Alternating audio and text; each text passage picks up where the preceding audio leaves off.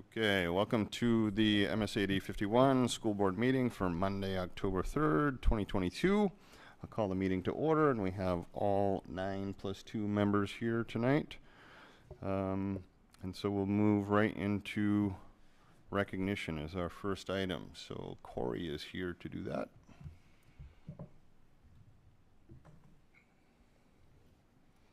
Thank you for the invitation, and I will just speak for a minute and then turn it over to those that can sort of outline what's been going on. So as you may remember, one of our school goals at Mabel Wilson is to focus on the social and emotional well-being of our students, and the description for that is to help our students feel a sense of connectedness.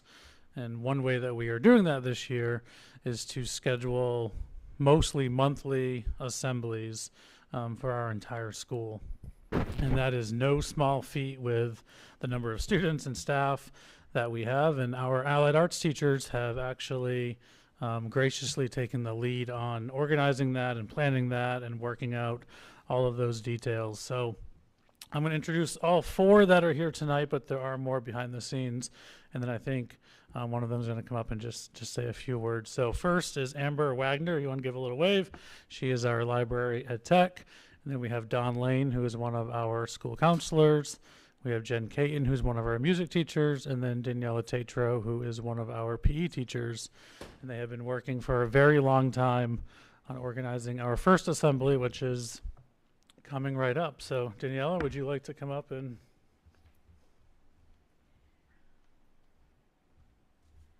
Hi, I'm Daniela Tatro. Thank you for having all of us, and Corey, thank you for recognizing us. Long story short, Jen Caton was actually the masterminds behind the assembly planning. Probably about a decade ago, maybe 9 years ago, it began. She felt like it was a vital part of our school to bring everybody together because it was just growing to be too large. So it was nice to have that sense of community and to bring all the kids together to see one another and to see all of the teachers. And we've been building on that ever since. Jen and Dawn brought me on board when I started here 4 years ago.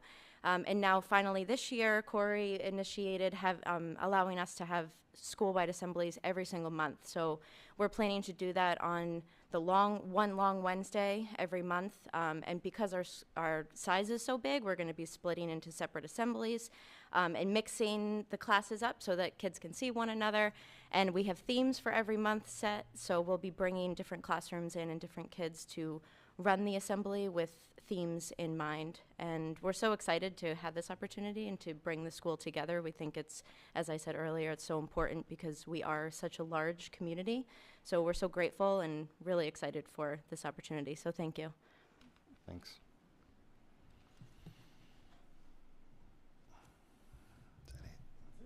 Okay, all right. Thank you very much.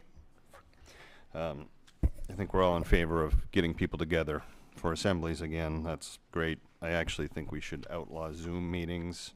Sort of takes away the humanity out of everything, so that's great. There is one little thing that I wanted to say for recognition. I think is wicked cool. I saw that Mark Jensenius, that was a student here once upon a time, is involved in the algorithm team that is doing stuff for NASA and is involved in I don't know, trying to reroute asteroids or that sort of thing. That's pretty cool. Okay, so moving down the line here, approval of minutes for the September 19th meeting, and there was one small edit on page 2, specifically regarding events being scheduled on Jesus holidays. I think that's supposed to say Jewish holidays. Any other amendments before we move along? Okay, is there a motion?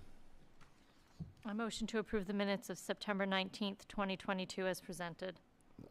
Thank you, Vanessa. I think there should be as amended. Is there a as second? Amended. Thank you. Is there a second? I second that. Thanks, Leanne. Further discussion? All in favor? All opposed? And abstentions? Mike and Christina and Jared are abstaining. Okay.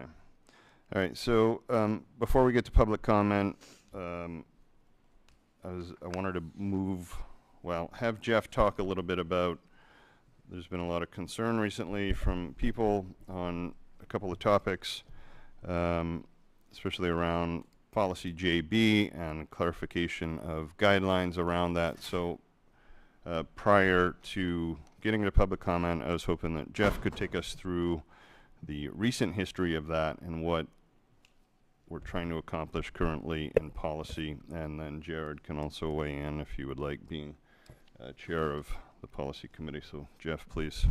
Yep, thank you, Jason. So we've had a policy in our district since 2017, and we had a lot of people involved in creating this policy in 2017, including myself. And it is transgender students, policy JB.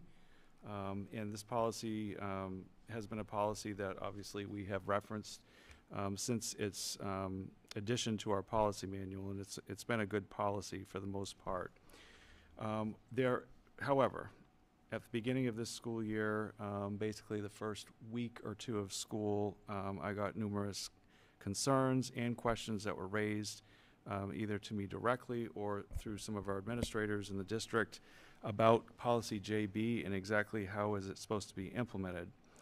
And so one of the things that I started talking with members of the board about, involved in the policy committee, was seeking to provide some clarity. I also talked with the leadership team about this and finding some clarity around policy JB and filling in some gaps of things that we didn't anticipate when we developed this policy. I also checked in with our attorney, which is Drummond & Woodson, and we use a law firm there, and checked on the implementation of JB and exactly what its intent is, specifically around the requesting or asking students what their pronouns are, whether it's verbally or in writing. Our attorney at Drummond & Woodson was very clear that policy JB is a disclosure policy. It is not a solicitation policy. In other words, we should not be asking students to say their preferred pronouns or requesting it. It is something that students should be able to disclose, come to staff, and our policy is very clear that there is a process for that. Students are supported through a plan, a meeting with the administrator, and the parent, the student, counselor, and any other applicable staff involved in any sort of plan to help support students who are transgender or might be transitioning in that direction. So our legal counsel made that very clear, and so it was brought to my attention that there have been violations of policy JB, and our legal counsel confirmed that we need to make sure that we clean up those pieces of JB and make some clarity. So I drafted some guidelines which were sent to legal counsel for review. Legal counsel has probably reviewed these guidelines 3 times now, at least, maybe 4. And some of the points that were made to us by our law firm around student privacy and rights, that students who are inadvertently pressured in public to disclose preferred pronouns or names is a violation of FERPA as well, which is a federal law. So making students uncomfortable, that is another situation that I've also received feedback in, is that not everybody wants to talk about or disclose their pronouns or feels that it's an appropriate conversation within a classroom. So, and the other piece that I think is very important is addressing where do parents fall into this. And I've heard issues around safety and that students don't feel safe with parents. Our policy is clear in JB that parents are involved in our procedures unless there's a legitimate and genuine safety issue, which we obviously have mandated reporting laws that we have to take into effect. But these guidelines, which again have just gone through policy for the very first time today, there's a lot of work for the policy committee to look at, get more feedback, but it does help our staff navigate these issues with students that come up and make sure that we're in compliance with our policy and that we're not inadvertently violating anybody's rights. So that's kind of the history of where this has been. Again, this policy's been in place for probably, well, since 2017, 5 years now. But just this year, we've really experienced some questions. Of the other pieces that I've had staff directly and indirectly say, we don't know what to do. A student comes in with a different pronoun or name, we're not aware of it, the school didn't make us aware of this situation. What are we supposed to do? JB is really clear about a lot of different things, but there are some definitely nuances and gaps that does not fill all of those. Okay. And when this first came about, we talked about guidelines, and that doesn't have to go through policy, but now we're at JBR. So how did we get from that to that? Yeah, that was again a conversation with legal counsel, and I think it's a process that we go through. Yes, there were guidelines at first, which would have been administrative guidelines coming from myself and the leadership team. However, as we got deeper into it with our attorney, it was very clear that what we're doing is we're clarifying a policy, but that really needs to become a rule in our policy manual. And we have a lot of policies that have rules. In considering the topic, I think it's very important that there's a public process that the policy committee and the board can go through. Rules means it goes through the policy committee, then it comes to the board for a first read, it goes to the board again for adoption. So there's multiple steps, and I didn't feel it was something that it was, it should stay with an administrative guideline. It should become, have the force of policy. Okay. Jared, do you want to take us through where we're at in that process? Sure. I'll just add to Jeff's comments. Thank you, Jeff. I guess just my regret if to the extent that the anticipation of this process has caused anybody any apprehension or anybody not to feel supported or otherwise appreciated or included by the school. It is, from the very beginning when I saw the first policy, I thought it was actually a very good first draft attempt at trying to balance three things. One is for students who do want to be called by the pronoun that they identify, that's consistent with how they identify and or a preferred name. This would provide more clarity in terms of a process that's dependable and would give them consistency across all of their teachers if they did want to have such a plan. Secondly, I think it addressed some of the questions that Jeff said he was getting in terms of providing more clarity for teachers. And third, it provided for inclusion of the parents. And by the way, I do understand that if there's any portion of this that I've seen so far that would be controversial, I do appreciate that not everyone does think that the parents should be included in the process. And I think that's something that reasonable people can disagree on. But that is what Policy JB does call for. I would just say I've had a lot of great conversations with anyone in the community who's reached out. I see a couple of them here in the room today. We've had some very good conversations. And I believe I have not really seen a lot of comments that I've gotten that I don't think are ultimately addressable as we go through the document. We probably got through about 40% of the document today in a first pass as a committee. There's at least two comments that a parent gave me a few nights ago that I thought were good ones that address provisions later in the document that we had not gotten to yet. But I haven't heard anything in my conversations that I don't think can ultimately be resolved in just our process of getting through the document. Other than if anyone has a strong feeling that parents should not be included in the process. And frankly, I have not really heard that. I'd say the overwhelming majority of my conversations have acknowledged that having parents involved is good both for the student, and it's really good for trust in the relationship between parents and the school system, which I think is very, very important. So I guess what I would say about the process is we made pretty good progress today. In order to not keep people waiting too long for this, we scheduled a follow-up meeting. It's not our regular meeting time, but a follow-up meeting for next Tuesday at 3 p.m. to try to make more progress going through the document. And once the committee has had a chance to, I guess everyone on the committee has had a chance to weigh in on all the different comments in the first draft, that just sort of begins a process of more public comment as far as I know. But the document is available now, and I would encourage anyone who has feedback in the meantime, they can feel free to reach out by email to me for starters or anybody else on the committee.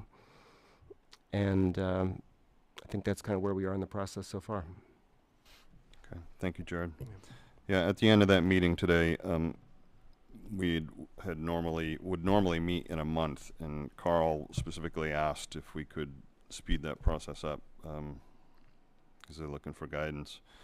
And again, going back a week or two, and the words that I said were that there's been zero discussion of changing policy JB, and that's still true. And at the time, all we were talking about was guidance.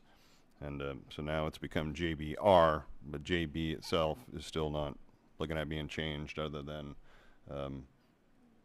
adding some words in there to make it consistent with JBR, literally like adding 3 words that says "or gender expansive," so that both documents align. So that's where that's at. I hope that's helpful. And now we will open public comment for anybody who would like to talk. Jason, can I ask, Chair? I had spoke with you earlier, so I know that you're aware that I wanted to propose a motion and regarding JBR, and if you would like me to do that now or wait until communications. Yep, I think we should wait for items for action or communications. Yep. Okay. Thank you. So I'll open public comment, and if you could come up, introduce yourself, and I've been asked to ask you to provide your full name and address if you're a resident, otherwise if you work here.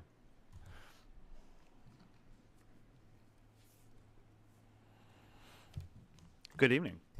Unless you're a minor, you don't need to disclose where you live. Say again? I said, unless you're a minor, you don't need to disclose where you live.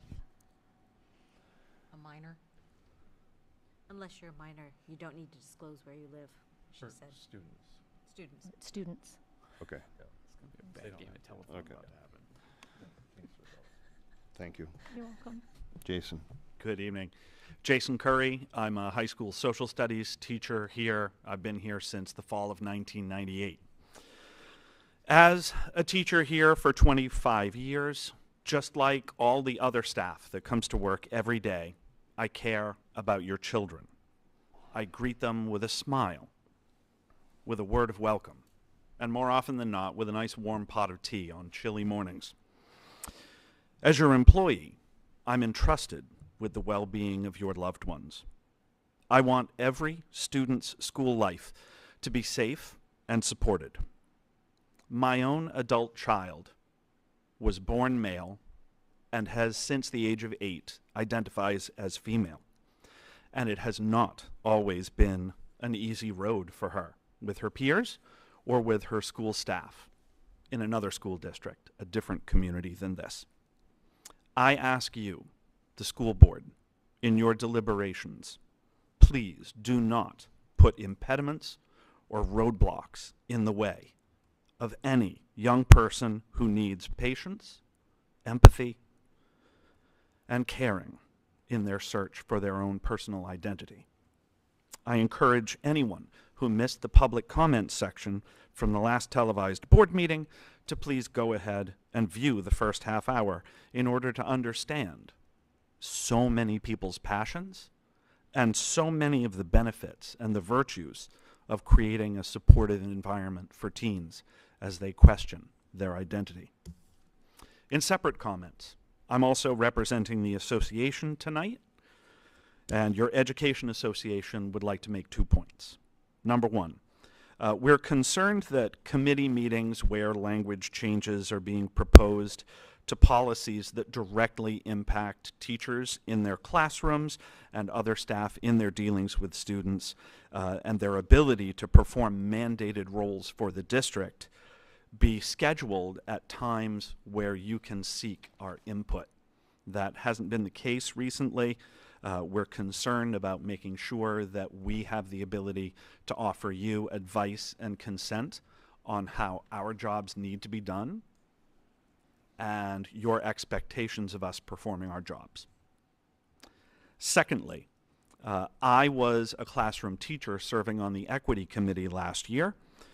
We have respectfully requested a classroom teacher on this year's equity committee. We have not received information or confirmation that a classroom teacher will be included on the equity committee. We feel it's something of true value. Social studies, English, at the middle school level, high school level. There's lots of opportunities for individuals who are familiar with the concepts of equity, who are classroom teachers, to have the opportunity to present you with additional information that can help you make wise decisions. Thank you very much. Thank you, Jason.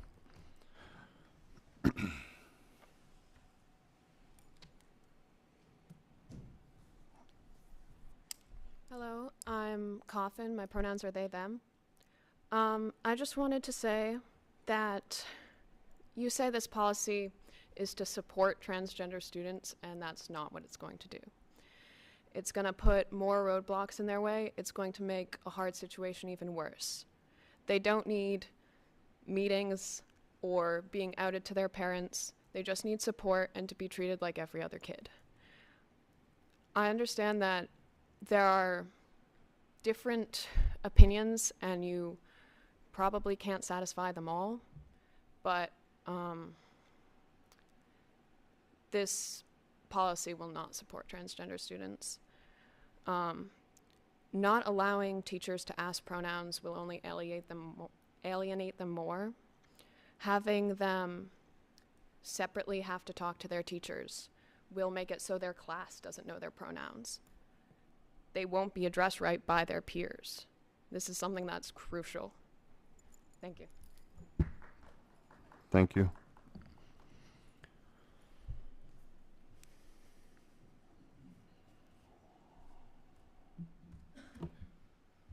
Good evening. My name's Rebecca Pruenti, she, hers. I teach French at Greeley Middle School, where I'm also the Rainbow Alliance advisor. My job is to keep students in all of Greeley Middle School safe and to make sure that everyone who walks in our door, whether they identify as lesbian, gay, bi, straight, trans, queer, questioning, or other, feels welcome. I'm speaking tonight to oppose the pronoun policy guidelines because they may create an unsafe environment for trans and questioning students, and because the guidelines' emphasis on private rather than open and inclusive dialogue promotes a culture of shame and intolerance that harms our entire school community.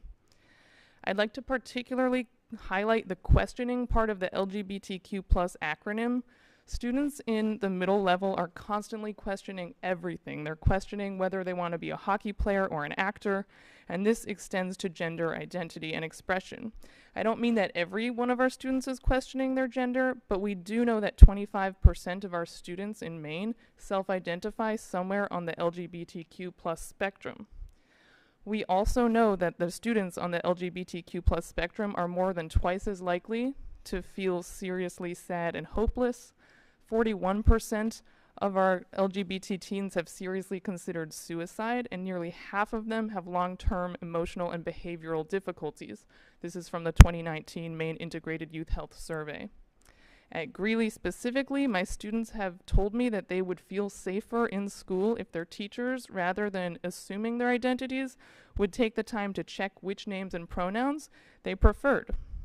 My Rainbow students have asked me for help normalizing gender-inclusive language so that they feel seen and respected in our community. Emphasizing that students and staff must speak privately about pronouns and gender identity creates a culture of silence and shame. Attending a meeting with teachers, administrators, and parents can be scary to a 6th, 7th, or 8th grader. I want my students who are courageously testing the waters by trying out new identities to know that my classroom is a safe space and that they can trust me. I'll have their back as they explore and grow. I fear that this policy will put our LGBTQ+ community at risk and expose our community and our students to unwanted attention as we navigate these sensitive topics. Thank you. Thank you, Rebecca.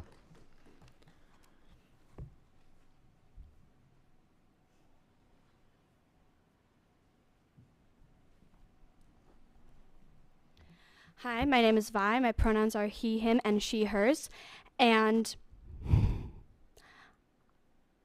like Coffin said, this will just put more roadblocks for transgender students.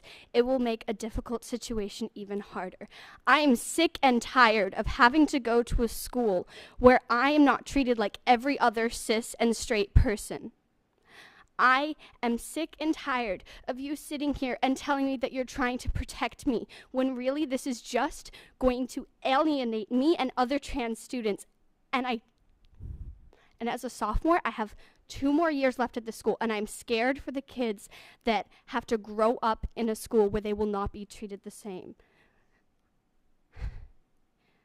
There's a sign in the hallway that says, "We all belong," with student self-portraits. I want to feel like I belong in this school, and I don't. And you need to change that, because you are the people who have the power to do that, and you need to change that. And you can't keep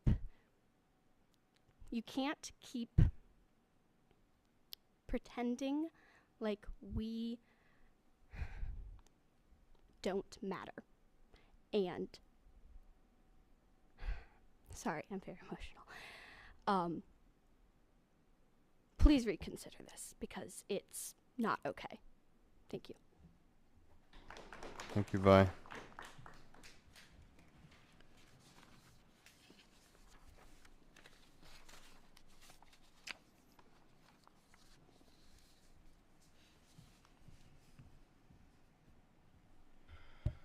Hello again. My name is Lorian Witten. I am a resident in this community. I have a child in this community, and I'm also a mental health therapist in private practice, and have been for 10 years in private practice and almost 20 working with teenagers. And I spoke at last meeting as well, and since then have been able to talk to some of the board members, which has been really helpful to be able to understand a little bit more about this policy. I've been able to express some of my concerns, but I feel like my concerns are still not really being heard. And I have, well, what I've noticed happening is that there's not actually really checking in with the people who should be consulted.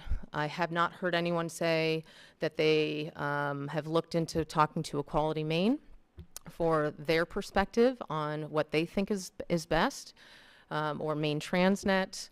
I didn't notice when I sat in at the policy meeting today that anyone identified as anything other than probably part of the majority community of being cis and probably heterosexual. That's still an assumption I probably shouldn't make, but since no one is making it known that they are part of the queer community, like I am, in case you're not sure, I am part of that community as well, and I have a lot of passion to make sure that teens are feeling safe. And I know that this policy committee feels, of course, well-meaning, but you're really going to hurt people by putting this in place. And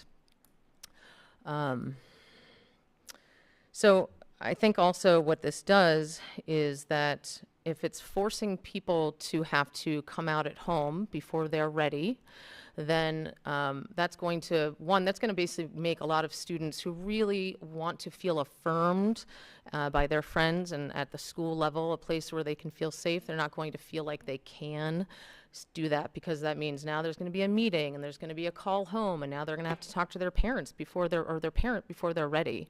And everyone should be allowed to have their own coming out story at their own time. And what this will do will basically force people, like, fine, we support you only if we have this huge meeting and we bring everyone in, which then actually is not supporting the students. What this policy feels to me more is that it's there to really support parents. And these are parents who, I heard at the meeting today when I listened on the policy meeting, one person said, you know, I'm a parent as well, and I would hate to have this news come from someone other than my kid. And I'm a parent too, and that would be hard, you know, if I find out there's something going on with my kid that I didn't know about. But what that means, and this might be provocative, but that means that you need to do your work, parents. You need to ask the question, why isn't my kid feeling like I'm a safe enough person for you to come to and talk to? Do not put this on the school to change the onus on the school to make this. This is you guys. You need to be the ones that are like, okay, what can I do differently? And so, and this is not the answer. Thank you. Thank you, Lorraine.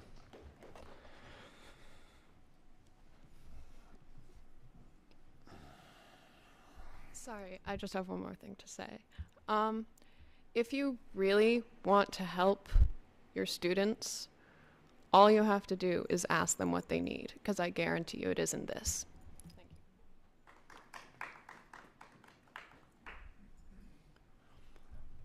Others?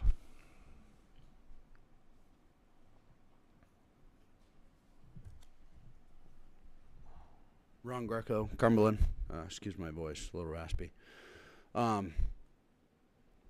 Personally, there's a lot of really nice things here and caring people, and I have a hard time believing that there's anybody here on the school board that doesn't care about any of these children, no matter what their gender is and or sexuality or whatever that is. And I don't know that the policy itself really is the issue. I think it's deeper than that. We need solutions that go beyond policies. There's no policy that you can make that's going to be right or wrong for every student and every person, because we're all different. We're all individuals. I think there's way too much focus on, and I see that throughout the community here, and I think it's been tearing us up because we all have our own opinions as to what policies should say and who should be involved, and there's no right answer. There's just right for each individual, and I think we need to find a way to bridge that gap and be less concerned about what policies say. Certainly understanding that there are some legal challenges here that we need to do, but perhaps there's some resources that need to be applied to something other than policy making. So that would be my thoughts and suggestions to the board. Thank you. Thank you, Ron.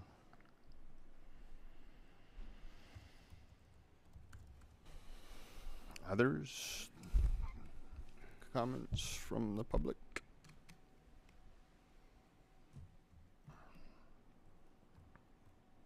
Good evening, Hannah Barry, parent here in Cumberland.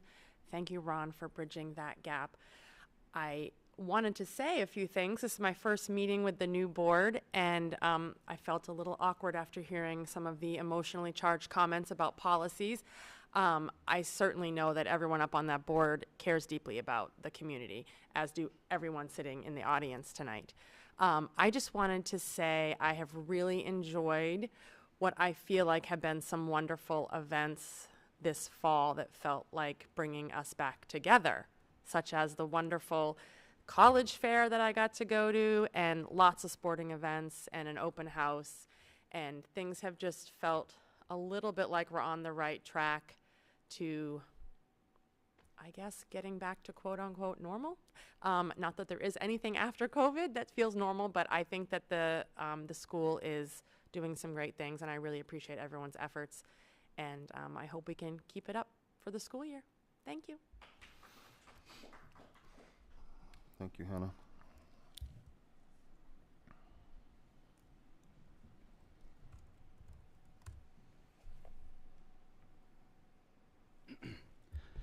Nick Began, Cumberland. We're about a month into school now. Super excited the way the year started off. Kids are back into sports. It just feels normal again. So I just commend the teachers, you guys, for getting things back in play for this year. I just want to mention two things, and this is something I talked to last year. Number one, this type of environment, way more conducive to great conversation. So again, commend the board for bringing this into a smaller venue because it was definitely much needed. And the other thing I want to mention, and I want to commend the board chair. I did watch last meeting, and the respect that you gave the speakers, the ability to go over 3 minutes without cutting them off mid-sentence, the ability for them to come back up and have a conversation. That's what this community needs. And I'll echo what a few others have said. It's not in the policy. That is not going to bring this community together. It's this. It's conversations. And we haven't had that. So there was a sense of bullying that happened last meeting to the board, and that brought me back a couple of years ago in this community.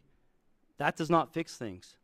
Being vocal on community websites, on the town page, the bantering that's going on out there, it's not what's going to fix this. I support the changes that you guys are proposing. I have 3 young daughters. They were asked their pronouns several times. They didn't even know what to say. They had to look at their friend's paper. I'd rather have that conversation with them. I have an equity committee at my company that I run. I support that. But let me as the parent have that conversation, not a 6th grade teacher to my 6th grade daughter. I haven't had that conversation yet with them. So again, I just, conversation's what's going to fix this. Open communication and not bantering, not, the posts that I see before this meeting, gotta come, and it's like, bring your pitchforks. Like, let's just move on from that. We're not going to fix it. So again, I commend every one of you on the board. Your job's not easy. You have a massive school that you're trying to build. And I'll just say on that note, the preparation that you all have done has been pretty phenomenal. The videos, the marketing, all around it. I fully support that school. I think we need it based on the portables that are out there in the ball fields. So again, I hope we can focus on more than just one thing. Every one thing that's on your goals and in the committees are super important to this community. So again, thank you for the work you're doing. Thanks, Nick.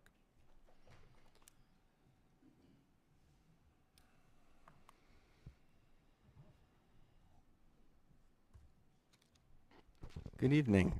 Tim Valenti, North Yarmouth, Maine. So I also want to commend the board and the community as well the last couple weeks.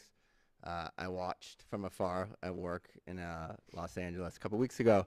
Really good dialogue for the most part. And I've been, as a member of the equity committee now, been having a lot of conversations with the board one-on-one, a lot of great conversations with the community about belonging. And you can't do that in a 3-minute public comment. So what I've really appreciated is, to what Nick was saying, was the back and forth that you guys have allowed. The openness that you guys have allowed, and the openness of our students that have come. This is a lot of really great engagement that I appreciate, and is going to make the committee's work, from the policy to the equity, much more successful and engaging, and hopefully you guys feel heard. So with that note, I want to open the door to the policy committee to include the equity committee and some of the work that you do on this policy. And I also want to invite anyone from the community to reach out to myself or Jared or anyone else on the equity committee to have these conversations. I've been having a lot of breakfasts lately, and Dara and Maples can thank me for a big budget lately. The wait's going on for sure after these meetings. But they've been really, really powerful for me. I've learned a lot about this. I've taken a lot from people that we have perceived disagreements, and we agree a lot on most of the things. And I think that I will continue to learn, the committees will continue to learn. So I really do encourage the policy committee to include us, and for the community to come out and reach out to me. You guys can find me. I'll be here for the rest of the night, and find my email. So I invite both conversations. I think it's really beneficial for the community. And thank you for setting up that environment, school board and public. Thank you, Tim. Anyone else for public comment? Okay. Seeing none, I will close public comment. A lot of great comments. I would ask you to reach out to the committee chairs and work with them further.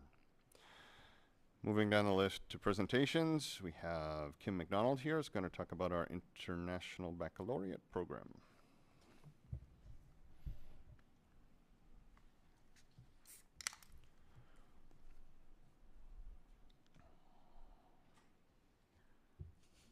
Good evening. Just going to take a moment to set up my PowerPoint here.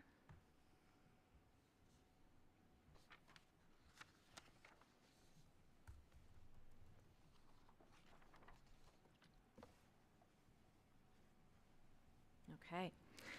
So, good evening, Kim MacDonald. I am a French teacher here. I have one of 3 now at Greeley High School, and as of this year, I am the IB coordinator as well. So thank you for giving me the opportunity to talk to you a little bit about what is IB here. We even have an IB student right here, and others taking IB courses. So what is IB? What is the International Baccalaureate Program at Greeley High School? So the IB program, the International Baccalaureate Program, turned 50 years old in 2018.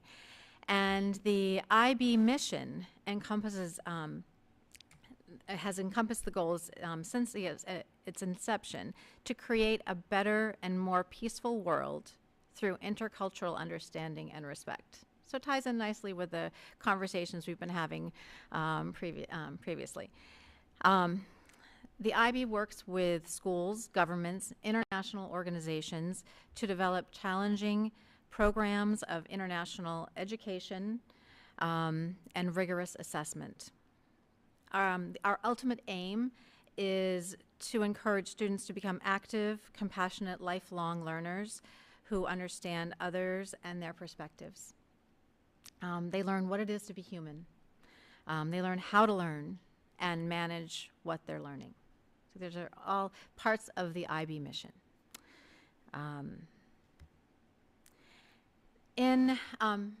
At the beginning of the IB program, the junior year, the aim is to develop internationally minded people who recognize their common humanity, shared guardianship of the planet.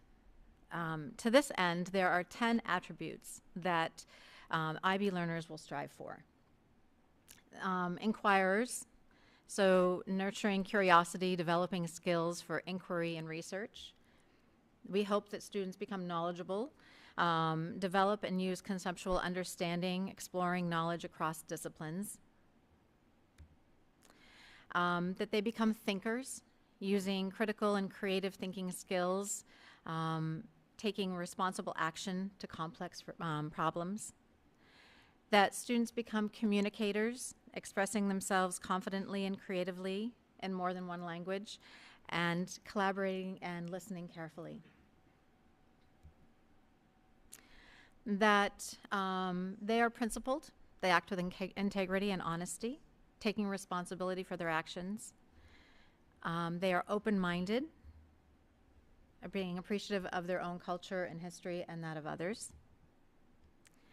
That they show empathy and compassion and respect, and that they are risk takers, approaching uncertainty with forethought and determination, that they are resourceful and resilient in times of challenge,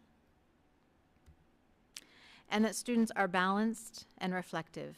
So finding that balance between their intellectual, physical, and emotional life, and that they also consider the world and their own ideas and experience thoughtfully. So those are the 10 attributes we hope to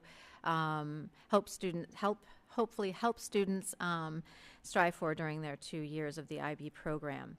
I also ask my students to reflect on them in the beginning of their junior year, and again at the end of their senior year. How have you done? And I share my own thoughts of where am I in my learning on these.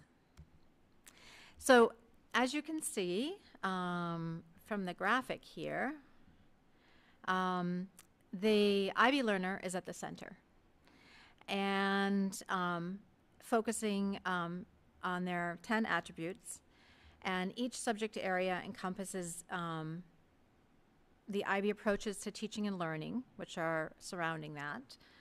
And these approaches to teaching and learning provide a common framework for teachers as they prepare students for success in their studies and also for life after school.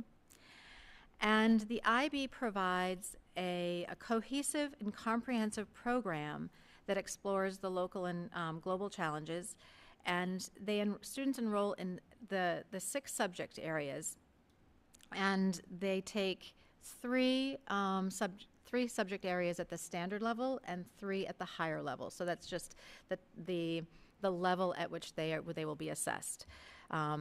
And the curriculum is has 6 groupings of subject areas. I'm going to talk a little bit about each one of those. So These are the 6 areas. In Group 1, students will take English language and literature. Group 2, they will take French, Latin, or Spanish.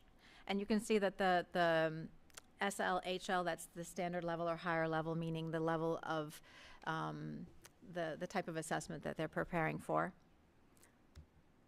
In Group 3, this is the group of individuals in society, so they have the options of geography or history of the Americas. Biology and chemistry are the 2 science classes that we offer in Group 4. Group 5 are mathematics, so students have the option of a pre-calc and stats class or an algebra 2 and stats class. And then Group 6 are the arts, which are music or visual arts at the standard or the higher level. So again, you can see that the core of the program is the student. Moving out from the inner core are the approaches to teaching and learning. And then we have right here the focus of theory of knowledge, creativity, activity and service, and extended essay. So all 3 of these requirements are in addition to their 6 academic classes. They support and are supported by their academic disciplines. Theory of knowledge is an additional class, and the 2 other components are completed outside of their school day.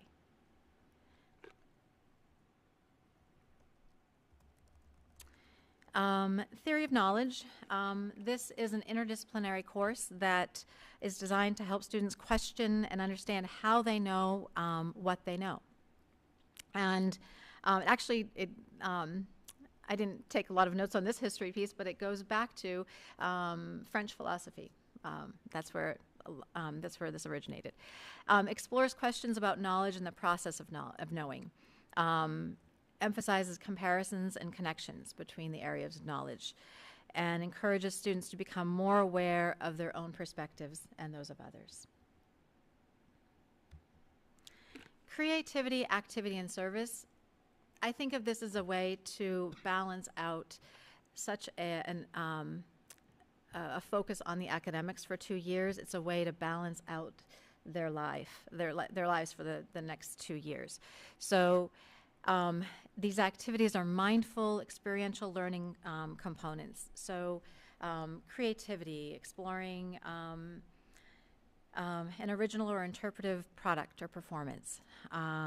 Activity, physical exertion, contributing to a healthy lifestyle, and service, a collaborative engagement with the community.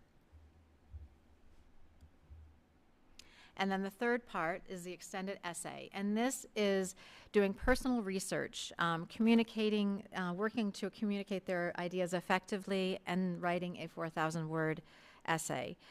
And both the theory of knowledge and the extended essay are scored together for 3 points in a diploma candidate's overall score.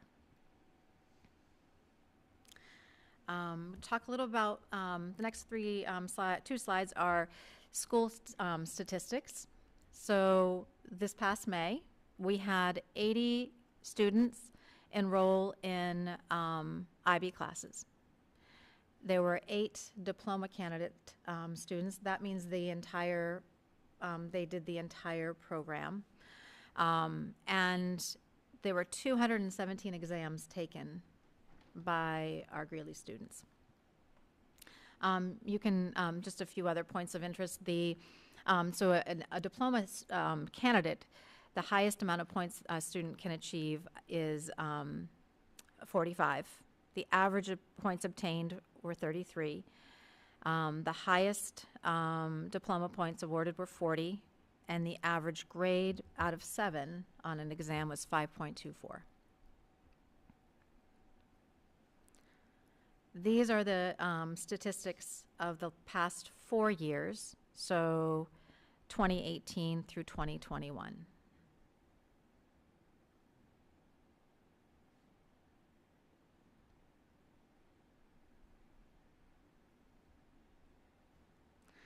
And This coming spring will be the first, so 2023 will be the first year returning to all of the IB expectations that were prior to COVID. So for 3 years now, they have been modified exams, so 2020, 2021, and 2022. So just a little bit about the what do students feel and experience after the IB diploma? So IB students graduating with the IB diploma are able to study at universities around the world, and often with advanced credit. The diploma program is internationally recognized as representing one of the highest standards of university preparatory education. IB students report that IB has given them the tools needed to succeed in college, and that they have significantly higher levels of critical thinking skills thanks to the work that they've done in their IB courses. I'll give you a couple moments to read some of the testimonials from graduates here, Greeley graduates.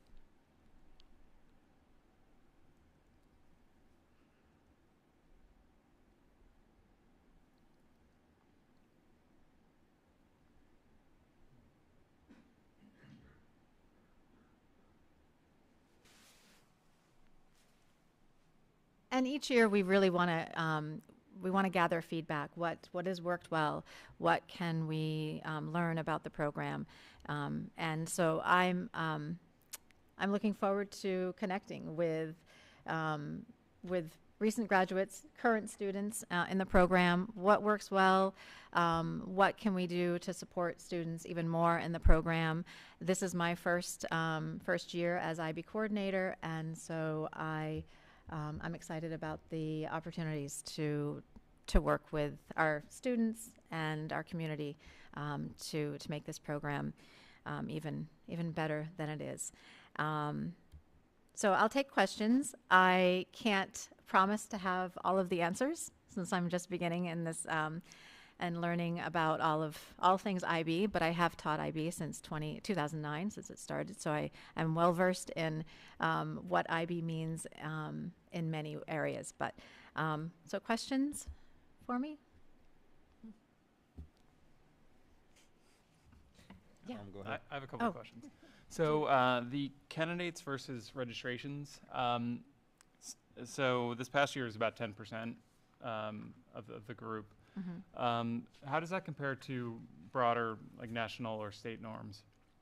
I don't know. So 10%, well, it's 80 students in the senior class. Mm-hmm. So that's actually more than 10%. So the 80 students out of the senior class, because only seniors can sit for exams. So 80 students out of 10% of it. It was 8 out of 81, right? That were candidates. Candidates versus. Oh, okay. I thought you meant 80 students. Thought you were talking about the 80 total. Oh, okay. So repeat your question again. Sorry.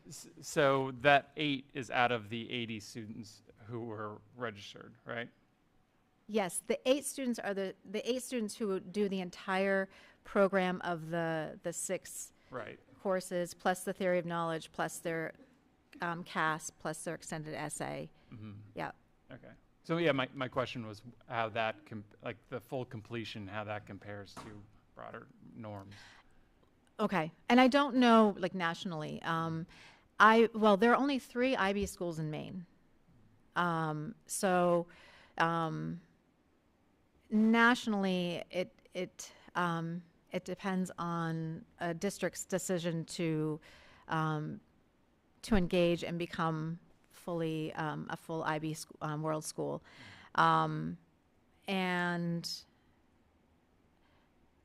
yeah, so I'm not really sure how we could get those statistics. They may be available, but I'd have to do some more digging. I can add that a little bit too. That our district chose from the beginning, 2009, not to go in the direction of beginning a completely full school IB program.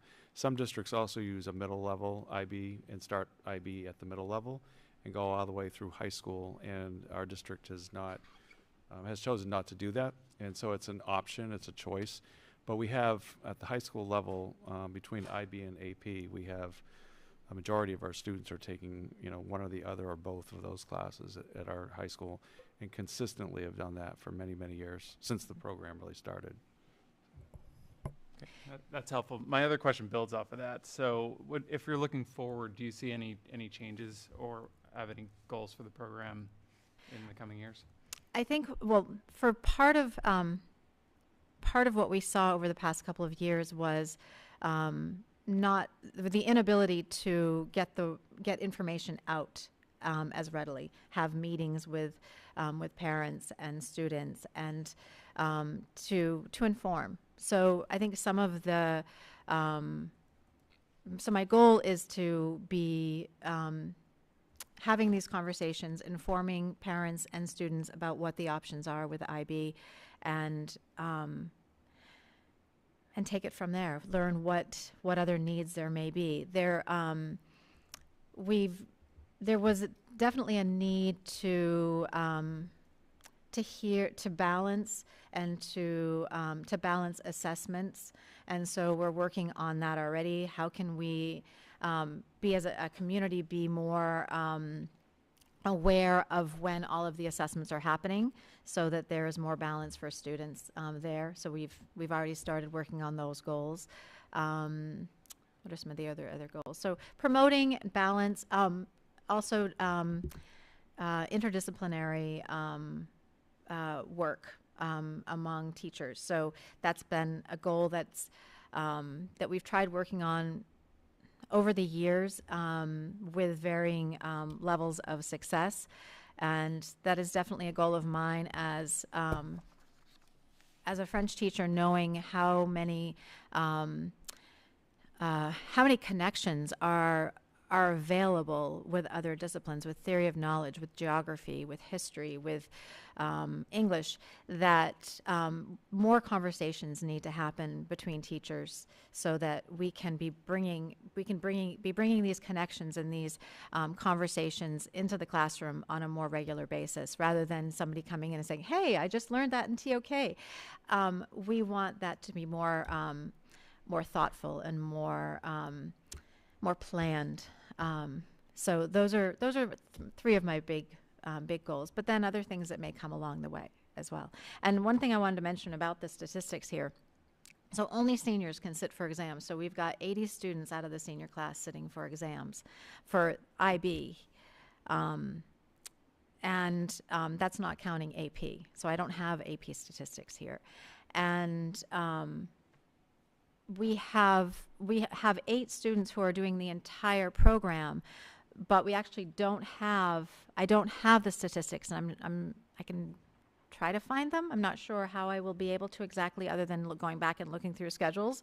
But many students will take 5 IB classes or 5 IB AP classes, so nearing the requirements for the diploma, but deciding not to do the complete diploma program.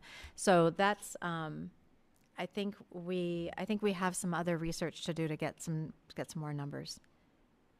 Yeah, and I actually I have a little bit to add on to that from the student perspective. I know that a lot of my peers are doing 5, even 6 IB classes in some cases, but they're not doing the diploma due to kind of misinformation, like that a lot of students have, that the TOK extended essay and CAS is just like a lot of extra work.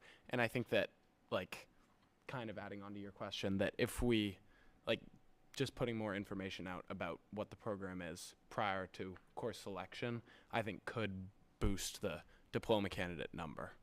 And I think that, like, that's something that I've noticed as a student that's very interesting, that could, like, change that number to having more diploma candidates rather than just people taking IB classes isolated without doing the diploma. Yeah, I was going to ask too. So do you have like a student parent information night for the IB program currently? So there have been IB student parent information nights. Just last week we had one for the current juniors to get the information out to parents. What are the next 2 years going to look like for the juniors? And that is definitely my goal, to have more 9th and 10th grade parent student meetings, 7th and 8th grade parent-student meetings. So some of the decisions that are made as to, why or why not the student might enroll in the diploma program come from what they've been enrolled in, like what was their trajectory or course selection from 9th grade on. And so informing, just making sure that parents and students have all the information they need to make the decision that works out best for them. Well, that's good. I have 3 questions, and I won't expect an answer because we're going to do parent information nights. I'll just prep you that this will be some of the things that I'll be looking for. Well, first, on this, 7 doesn't go into 45. So can you explain if 7 is the highest grade in each class, shouldn't 7 go to 45? I'm missing something there.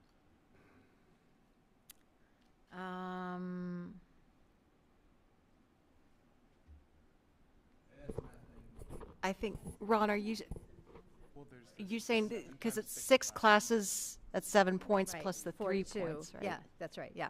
So math on the fly is not always my strong suit. So 42, right, 42 points is 7 times 6, and then you have the 3 points of the TOK and the extended essay. Okay. Thank you. Secondly, in the languages, international languages, no Mandarin, no Hindi, which are far more popular worldwide as far as population goes. Yep. Than French or Spanish, which are probably faded. Any thoughts to why those languages, or at least maybe at a parent information night, not necessarily now. Yeah. Prepared to speak to that, because I'd love to hear more on that. And then lastly, how are we, what's the sales pitch, or how are we sort of showing that this program has a benefit? You talked a little bit about a benefit to critical thinking. How are you measuring that versus, say, a student that strictly does AP or does the regular course material? Mhm. That would be something that's apparent, and I'm looking for this in the very near future, potentially. Mhm. With my oldest daughter, I'd like to understand, yeah, I see it, I love the principles, although I think, unless I missed it, I didn't see leadership there, which would be a nice one for an 11th principal maybe. But because all those other ones, if you don't have the lead, you're not taking the others with you, right? You're able to critically think, but you're not able to critical keep it along. Mhm. Now this is being picked up on that microphone. People to critically think, which is kind of on the hot seat. They need to be able to hold the public with them.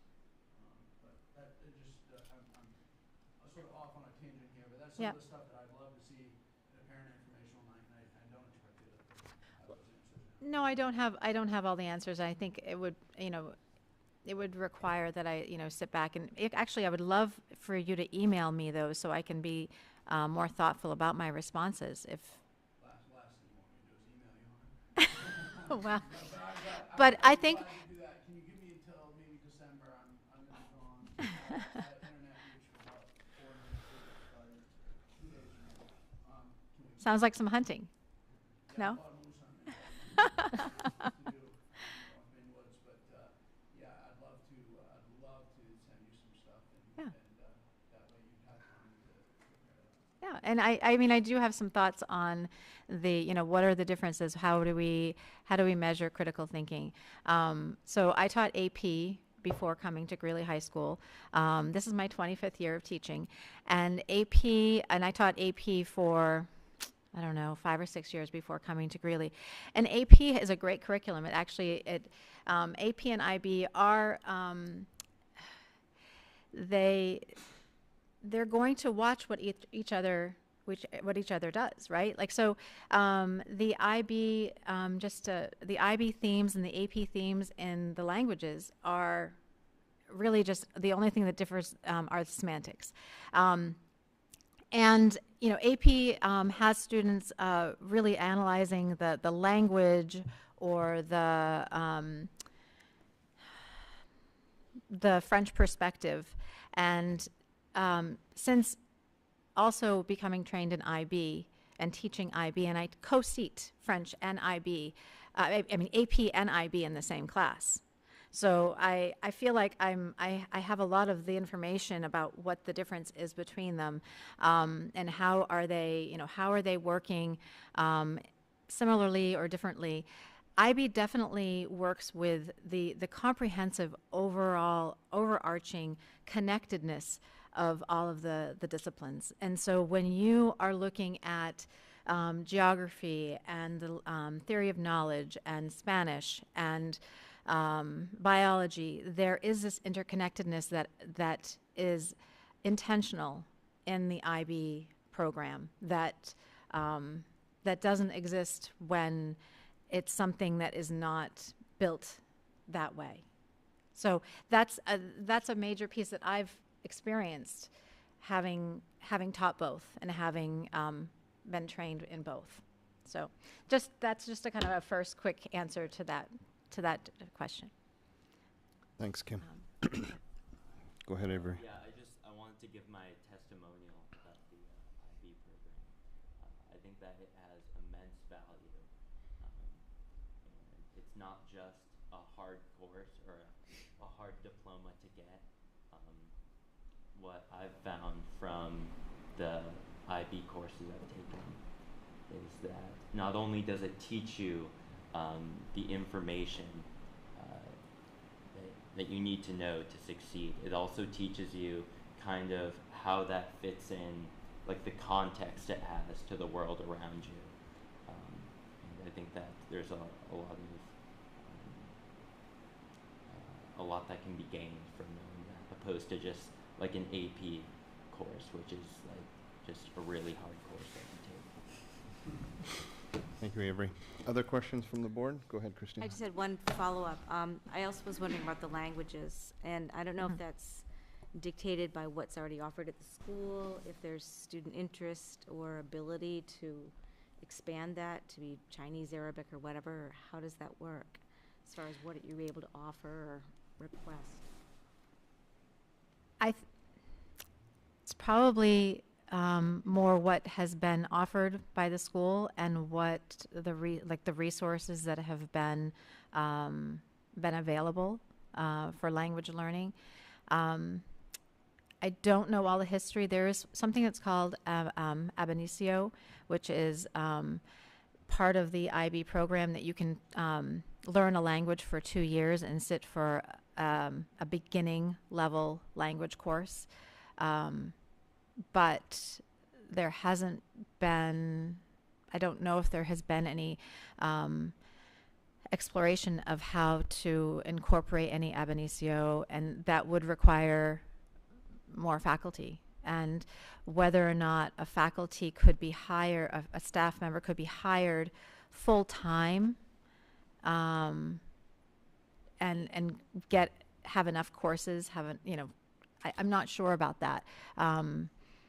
I know that students ask for other languages. I don't think we can suddenly bring on 2 or 3 or 4.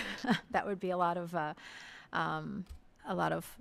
full-time equivalents. But could we start offering another one? That's something to explore for sure. That's part of what I was wondering, whether you could be an avenue for us, that if you start hearing students or parents wanting Chinese or Arabic or whatever, yeah, to inform us so we can start exploring what could we expand to.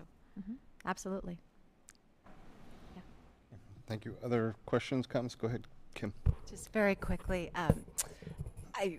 as the parent of a student who was mentored by Madame McDonald in 2014, you were her extended essay mentors. I could remember exactly what that was called.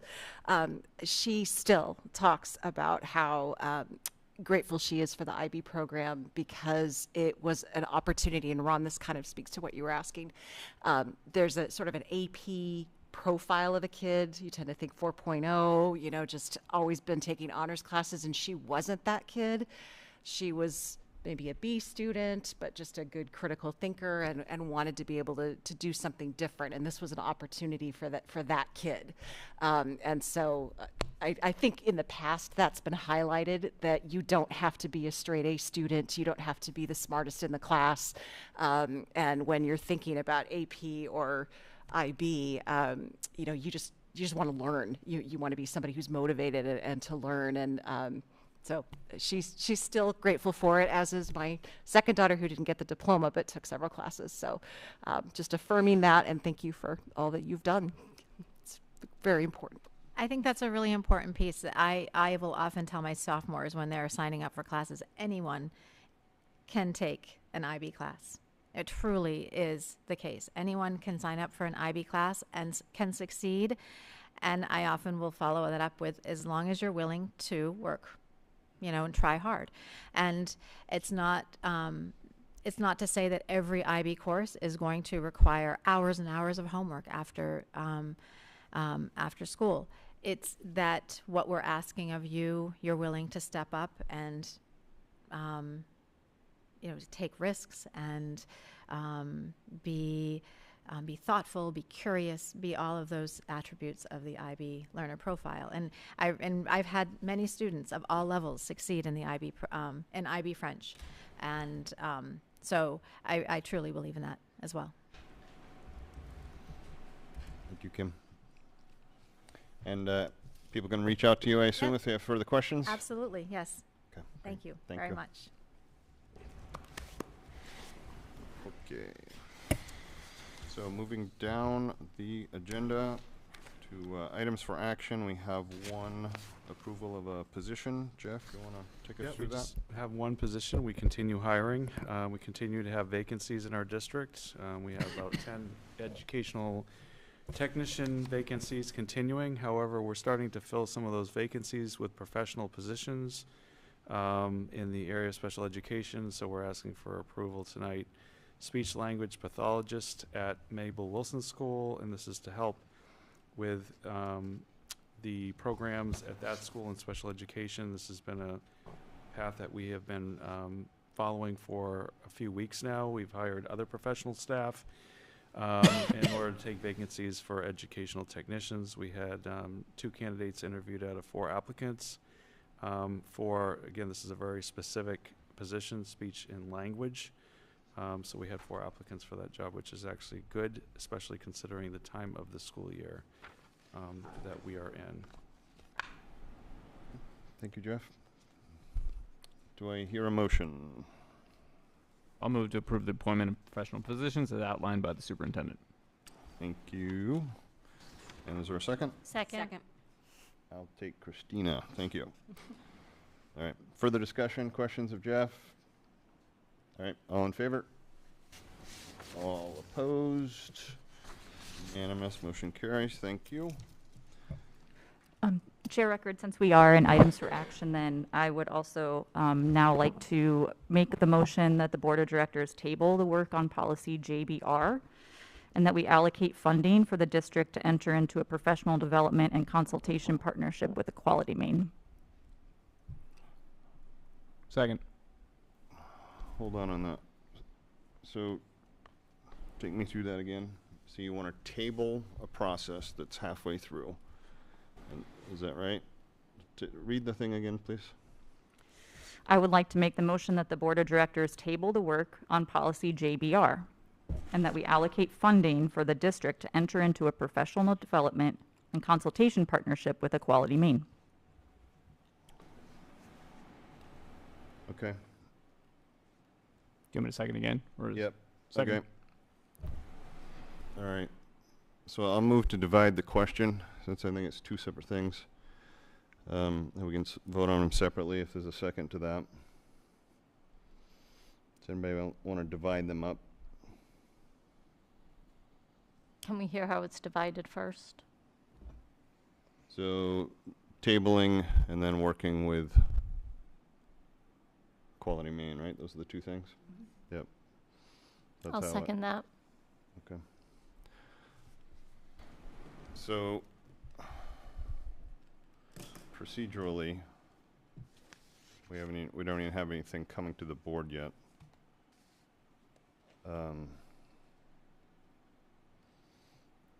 Yeah, I mean, procedurally, the board can make, a board member can make a motion as long as the rest of the board carries it. But procedurally, I will first say it is unprecedented to take something out of order from the policy committee or any other committee in our district that has yet to do its work, and then to stop the process of a committee that is going through or in the middle of a policy. In fact, since I've been here, it's never happened. It was pretty unprecedented. And I would also caution on the second part of that, the board is charged by state law to create policy. It's a local decision that's derived from state authority. To hand that over to other people outside of the district or other groups, that is not within the purview of what the statute says. So we'd certainly have to look into that. I mean, the board can consult with anyone, but it has to be really clearly defined what we're talking about, I would think. Okay. Comments from others. I have concern about tabling a process that hasn't even moved to the board yet. Mike, go ahead. I appreciate that concern. Generally don't like doing things that are against precedent. I do think we're moving too fast, significantly too fast. I think we've developed a rule, or first administrative guideline or rule draft on without the input of people who have expertise in this issue. And I think what's come before us as a member of the policy committee, I don't think is up to snuff. There's too many substantive problems, and I don't consider myself an expert nearly enough to be able to identify all of the potential problems that could come from that. The administrative guidelines or rule, however we decide, we could conceivably decide for it to be. First and foremost, as was mentioned, it's structured in a way that places the needs of parents and administrators before students. That in and of itself, to me, is disqualifying. And I think effectively this motion for me, the reason why I seconded it is because it gives us a chance to start over. I don't want to not do this. I think we need an implementing effort of policy JB. I do, full stop. This has gone down a path that I'm not supportive of. I have elaborate on that. You want to elaborate on that? Sure. So one, what was mentioned in public comment about not leaping into policy, forming and changing policy, that was a good point that Ron just mentioned by another person about, starting with just asking people what they need. Those are really good points. We didn't do that with this. We just leapt into developing administrative guidelines. We didn't hold community forum. We didn't present surveys to students on this. All of a sudden, administrative guidelines were sent around. I'm a member of the policy committee. That's one. If we're going to do this, we have to ask ourselves some foundational questions. One, we need to ask ourselves, do we actually need a rule of this kind? Full stop. Then if we decide that we do, does it need to be so bureaucratic? Because the guidelines are very substantial, very bureaucratic, to the point where it can get problematic. Sometimes providing some flexibility, or a lot of flexibility, is really important to make it so that we allow for humans to be humans in these processes. Then if we decide we answer affirmatively or effectively in those questions, then we go to the questions of, have we developed in consultations with people who have expertise on the subject matter? Jeff, your point's well taken. We developed the equity policy with consultation from Lawrence Alexander and people with expertise on the issue. It's really important. People mentioned Equality Maine Transnet. We absolutely should get consultation. I'm not saying they should write it for us. Heck no, it's our job. We shouldn't give away our job, but we should consult with people who know about these issues. And then the final question, we need to ask ourselves if we've worked effectively and fully with staff and students on the construct of this, on this rule or administrative guideline, what we talked about it. So we need to ask those questions. We haven't asked those questions in my mind, and I'm being very to the point. I do appreciate the work Jeff, Jared put in, but I do think we need to pivot and potentially start over.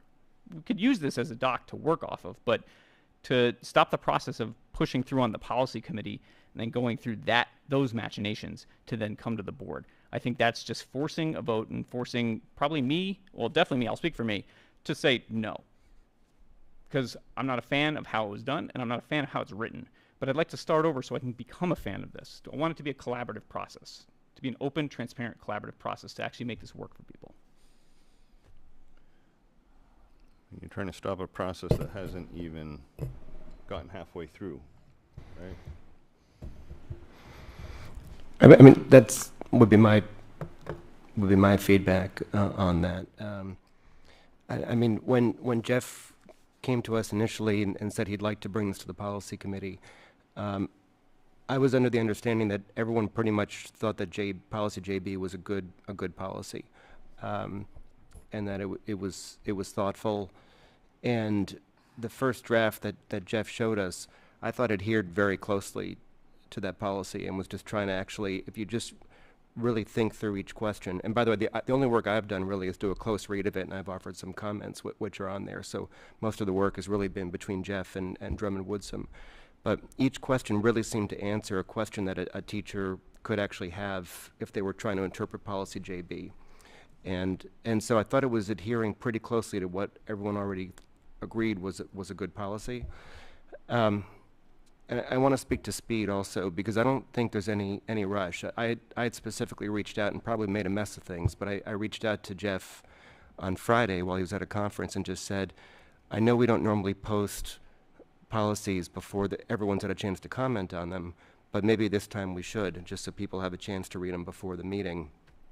And it probably complicated things a little bit, but the purpose was that we don't want to be rushing through this. So yes, we're 40% of the way through a first read of the document, but that doesn't have to mean that we're 40% of the way through the process. I think we should take as much time as we need to get feedbacks on this document. I want to comment on something that came up during the public feedback. Thank you, Avery. So someone mentioned, for example, concerns about a comment that I had added, which was to say that if anybody would like to come and speak to me about their preferred pronouns or preferred name, please come see me in private to talk about it. And I heard something that I hadn't thought about before was, does that imply that there's some kind of shame to the process? Now actually the intention was that in privacy it'd be easier for the teacher to explain to the student, the implications, that we're happy to accommodate you if you're asking for a change. But if you're asking me to refer to you by a different pronoun or a different name in class, we're going to have to involve your parents and our principal and just have a plan in place. And I thought that was easier to have a conversation like that in private as opposed to in front of the whole class. But actually, as we think through it, if there's any problems with that, we can change it. And be very open to getting feedback on that. So there might be some issues ultimately where that just can't be bridged. I mean, one issue would be, how do you move forward without, the question of whether to involve parents or not is a fundamental one. And it's one that if you believe that the parents shouldn't be involved, or you believe that they should, I don't know if we could ever fully bridge that, although we'd be very open to hearing suggestions both from students and from parents. Yes. But I'll just wrap up to say that I really believe that we can just take as much feedback as needed to get to the best outcome possible, and I certainly would be committed to doing that, Mike. I appreciate that, Jared. I do think we have some disagreements on some of the core substance of this. I mean, just pulling this back even further, this notion of creating processes around pronouns, I just struggle with that in general. Are we going to do this for every student about their pronoun? Cis, trans, and everything in between. Yeah. But only those who decide, who are saying that I am identifying in this manner, and we see them potentially as different. I mean, this is a complicated thing. If we're establishing meetings or bureaucracy based upon the subjective nature of one person, the subjective opinion of one person, so that's problematic in and of itself. And so just by injecting bureaucracy into this, again, I have a foundational problem with that. I just want to say that based on the public comment and other comments that I've been hearing, there's just not disagreement with the guidelines that are being put forward, but with the policy that we've had for 5 years in this district. The fundamental things that people are arguing about are actually in the policy. They're not new. We're not introducing anything new. We're clarifying something that we've had for policy for 5 years. And so I think the board has to ask itself, or the policy committee, do you want to follow the policy that you've had for 5 years, or do you not want to follow it? That's your answer. That's your question.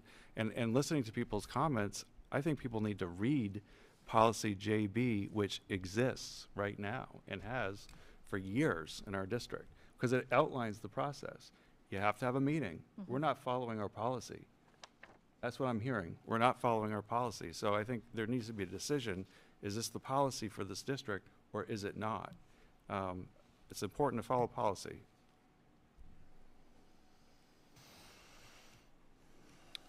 Others? I think another aspect that hasn't been referenced enough is the role of the teachers and the bureaucracy this involves, whether we follow or don't follow what's been in place. I do know that other draft, or whatever we want to call it, that went around was very specific about what teachers could and couldn't ask. And as a teacher, I can say I was very confused by it. It seemed to say two different things. To me, as a teacher, when I meet students the first day, or they're a new student, whatever, the first question is going to be, what's your name? And, you know, my name's Christina, but I go by Chris. And it's the most natural question and an immediate bond between student and teacher. And we need to be very careful how that is dealt with now, and what levels of, you can say this, you can't say that. There needs to be way more clarification, I think, and more input from not just students and parents, of course, but the teachers. So I'm not comfortable that we've heard enough from them so that we can then make the best policy for everyone. Yeah, I just want to clarify, I don't think any of the guidelines, at least that I wrote and sent to legal counsel on this, would negate that at all. Asking a student what their name is, what their preferred name is, call me whatever by the nickname. It's asking a student, or all the students, and putting them on the spot, what is your pronoun? Whoever the student is. For the feedback I've been getting is that's an incredibly uncomfortable and very personal question, almost like asking someone their age, especially when you get older like us, me, anyway, not you, you're young. But when you get older and people ask you your age, and it's an awkward situation, like, should I answer you, should I not? I think that's some of the feedback. I hear you, but I also want to say, in the natural flow of conversation, hey, what's your name? Oh, you want me to call you that? Okay, all right, so everybody, you got to call her, da, da, da, da.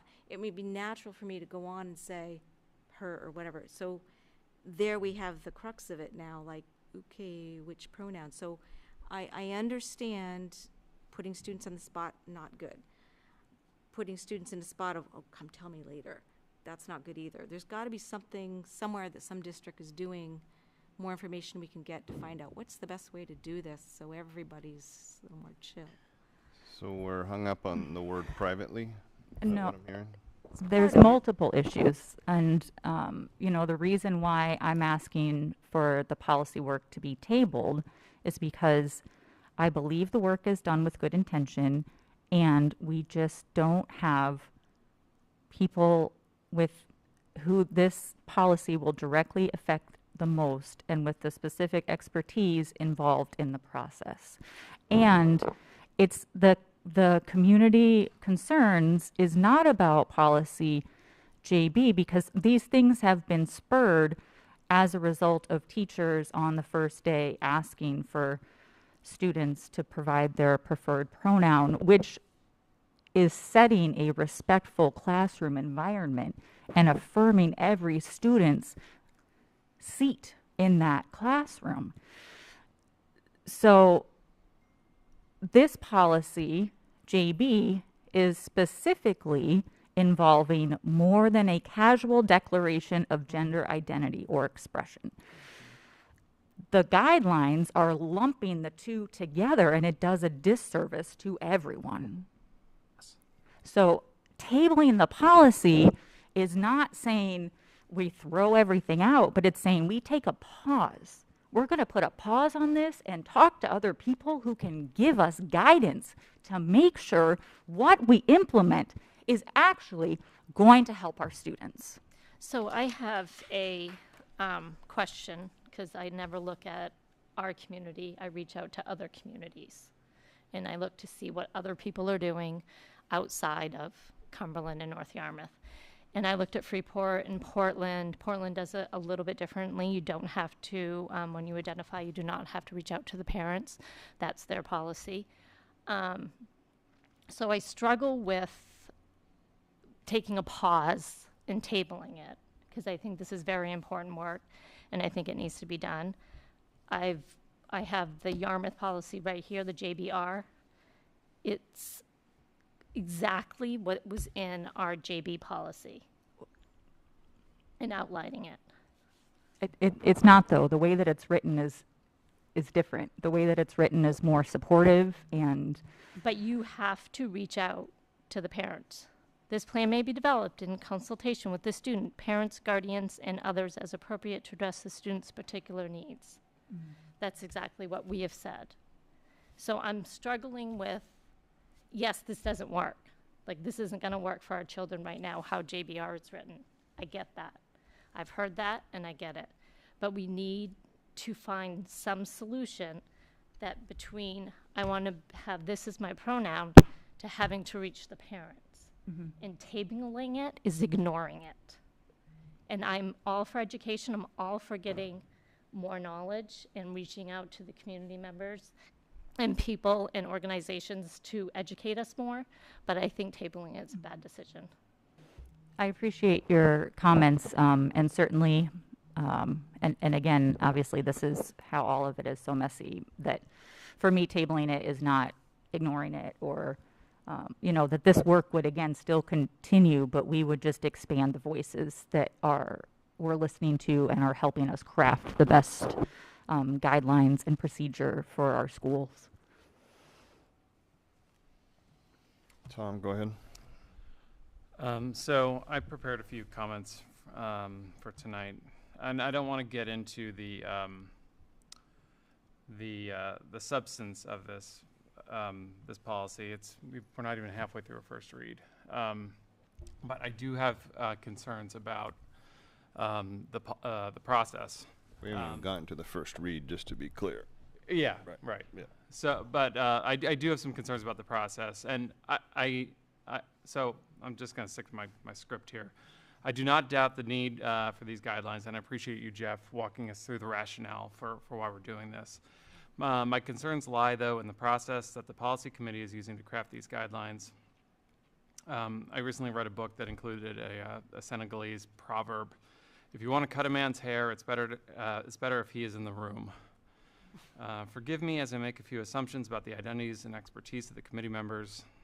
What I observed this afternoon was a group of cisgender individuals without expertise on gender or sexuality attempt to craft a policy that would likely have major implications on the lives of our students, in particular those who are transgender, non-binary, and questioning.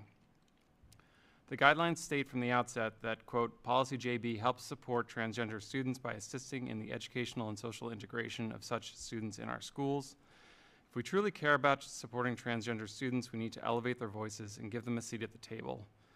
If that is not feasible or advisable, we need to invite people to the table who have the expertise to represent them."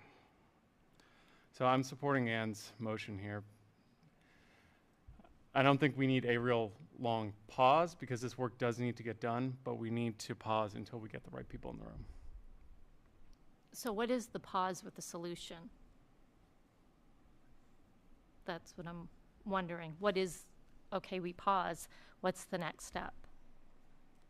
We enter into a relationship with Equality Maine so that they can provide consultation and professional development.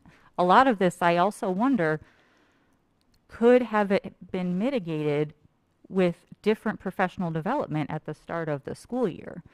How can we partner with our teachers and the association to do things that's more supportively, that doesn't even do, maybe we don't even need a JBR. We might. I'm not saying that we don't go down that path, but I'm just saying that a lot of this seems like it's really an issue about comfort and training. And that's something we can fix. So I think we just need to make sure that we're exploring all of our options and doing everything to the best of our ability. And we do that in consultation with those who can help us. So if we write a policy JBR and present it to Equity Maine? Well, we would write it together. I mean, we would say our policy committee comes up, that's what we're charged with as a board, and then we present to them, consult with them, have them look at it and say, you're doing this right, this isn't going to be comfortable for, like, is that a solution? I mean, I don't need to be cross, but I feel like we need a solution, because tabling it to me is ignoring it and not moving forward. And then circling back down this dichotomy, yes, this was presented not in a standard matter. This is my second year on the policy committee. We did not present policies like this last year with Anne. This isn't how it was done. So I'm just, what's the next step? So I guess my concern about how this is currently written was it came out of concerns that weren't about protecting trans students. It came out of questions that parents were having around whether their student should be asked their pronouns. And maybe it was, I don't know if those were families of trans students, obviously.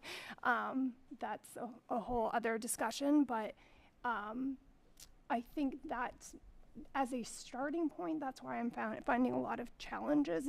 Because at the heart of this, it wasn't about protecting those students.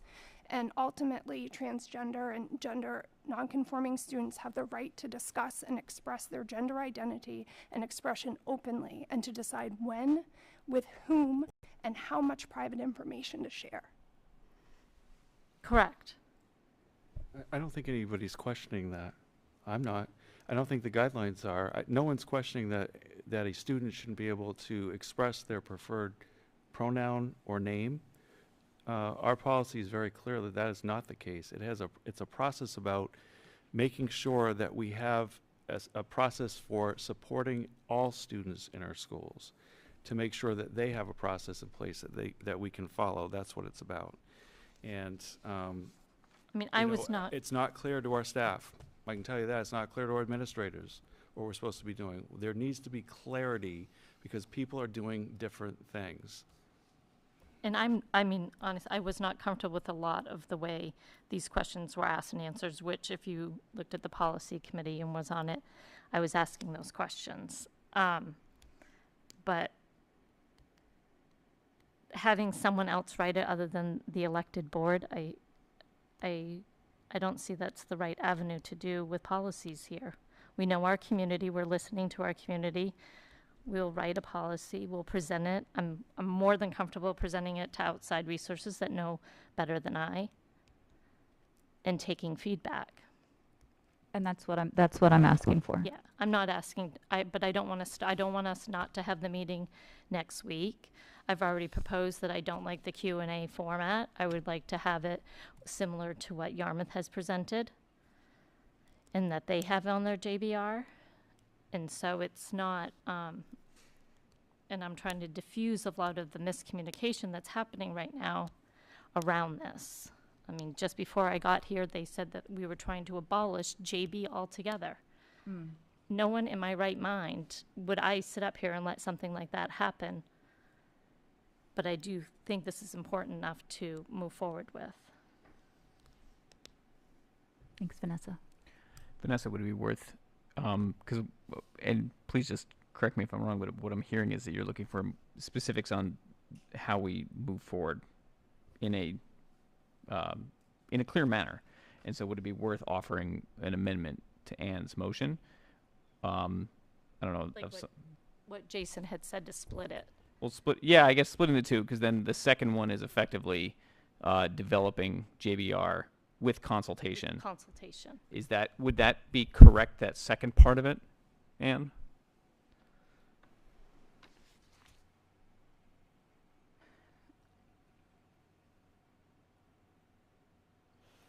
I guess my concern is that if we continue the work before entering into the consultation, that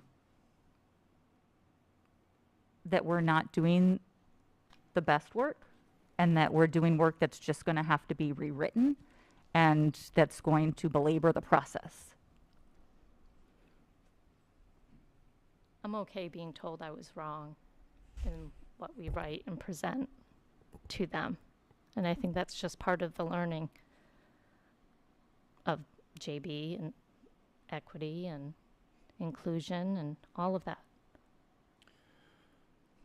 So far, I guess I'm a little frustrated at the lack of specifics about exactly what we're fighting about. I think that I hope everybody up here has read JB recently. It's well written. I don't have any issue with it. It was well done. It's been there for a while. I also hope everybody has read the recent drafts. I know some were able to make the meeting, but you know, at its core, the administration is asking for guidance on this. They want it more clear because these things are showing up on a daily basis, and they're important, and they want to know what they're supposed to do with them.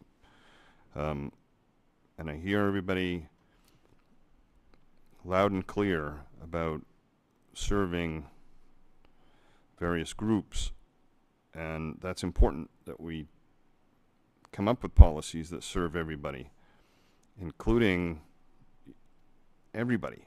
We have 2,200 kids, and that's not easy to do. Me personally, parents matter, and perhaps we could change the verbiage a bit to make sure that, you know, there is the opportunity for, you know, all kids to approach it the way that they want to approach it. You know, Vanessa brought up today in the meeting the word privately, and I can see how that would be taken, could be taken poorly. You know, perhaps it should say openly or privately, you know. But I think I would caution us all to stop this process midstream. And to Jared's point, if we may have a big disagreement when it comes down to the part about parents. You know, potentially we can wordsmith that so that there are options, but I really have a problem excluding the parents. So we've divided the question. The first part would be to table it, which basically would, you know, everything would stall. Don't we have to vote on my motion first, though? I don't, because I made it first, and then you had made the motion to divide it. Did we vote to divide it? No. You haven't voted, but you have a motion and a second. Okay. So there's a motion on the floor and a second to divide the question into two. That's what we will first vote on. And then we will vote on the individual pieces if that passes. Is everybody clear on that? So all in favor of dividing the question into two parts? 1, 2, 3.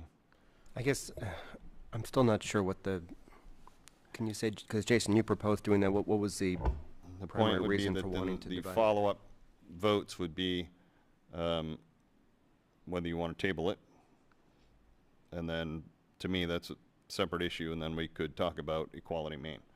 So you can vote on the two things separately. Can I ask for a clarification of the word table? Because I think it's being interpreted differently. On the one hand, table means we're not looking at it for a while. On the other hand, it means pause. How are we using it? How are you defining it? Pause. In the vote. Pause. So does that mean that the meeting next week is canceled? Or does that mean that the meeting next week could be used differently? Rather than writing, or spending time writing, it's spending time listening or getting feedback? I think either used differently or to move on to some of the other high priority policies that we need to move forward with. So that means tabling it So and not moving forward. tabling something or to lay upon the table is has a bit of ambiguity around it, and if you don't define a time frame, it can lay upon the table forever. Yes, it can die.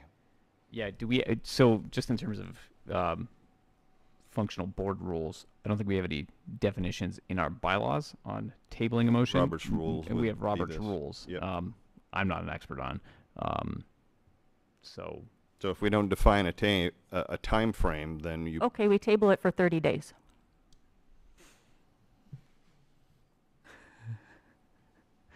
Or what if we table it until we have an external organ or party who is willing to consult with us? That's better.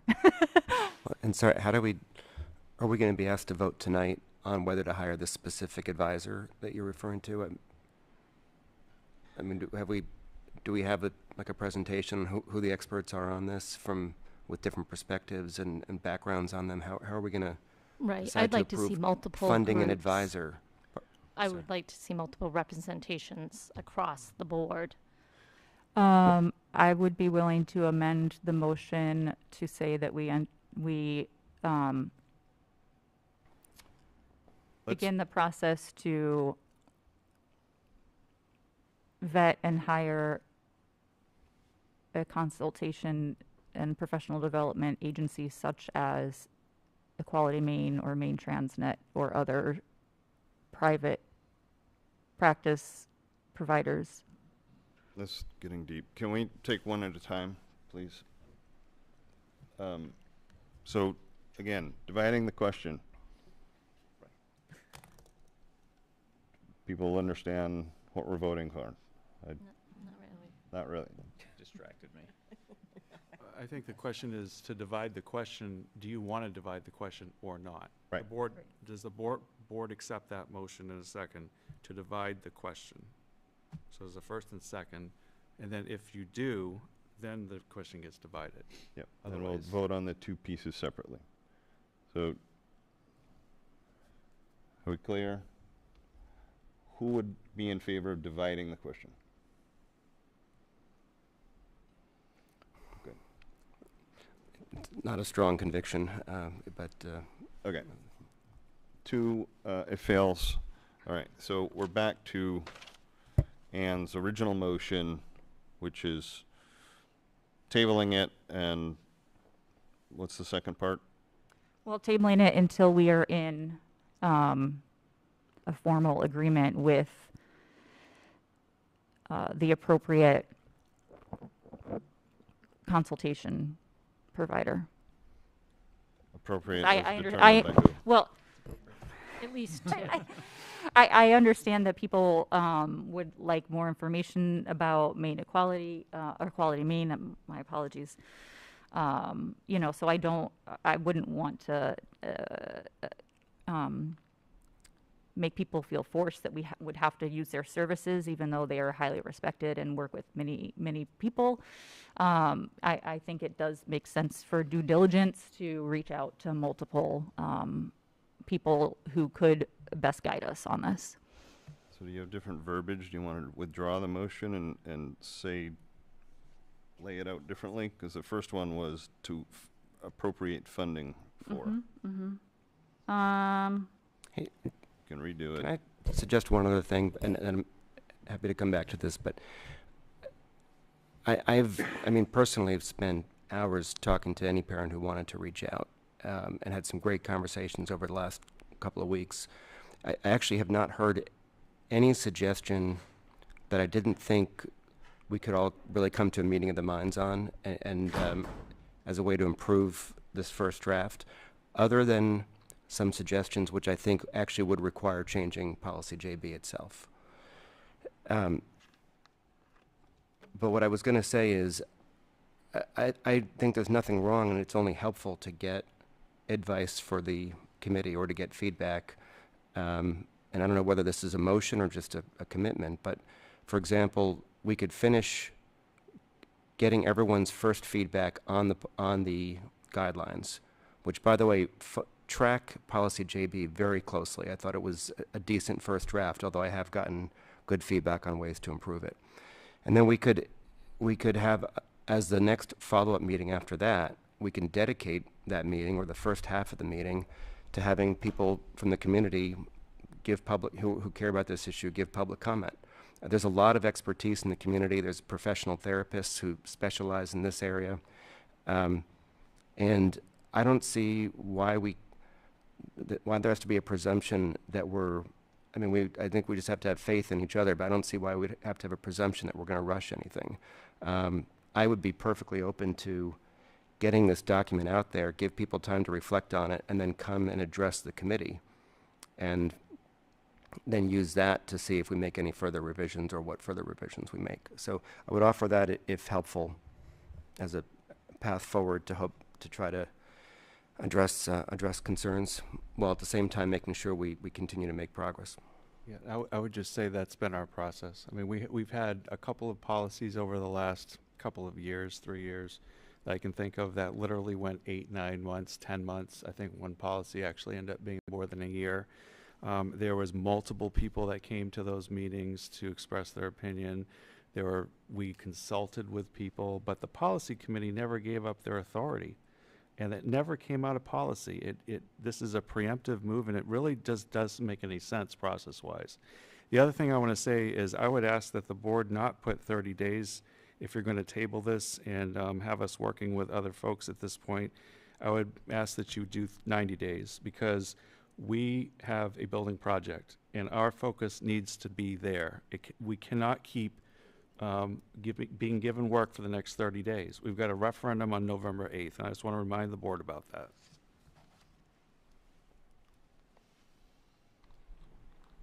There's a motion and a second, but the verbiage, the original verbiage is funding Equity Maine. If you would like to withdraw that motion and redo something, if Mike wanted to also withdraw a second.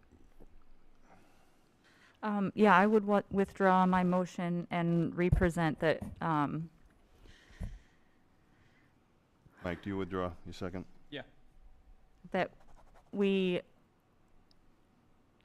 table the work on policy JBR until we are in a working consultation relationship on someone who has expertise in transgender students, gender nonconforming students, and how those issues arise in a school setting.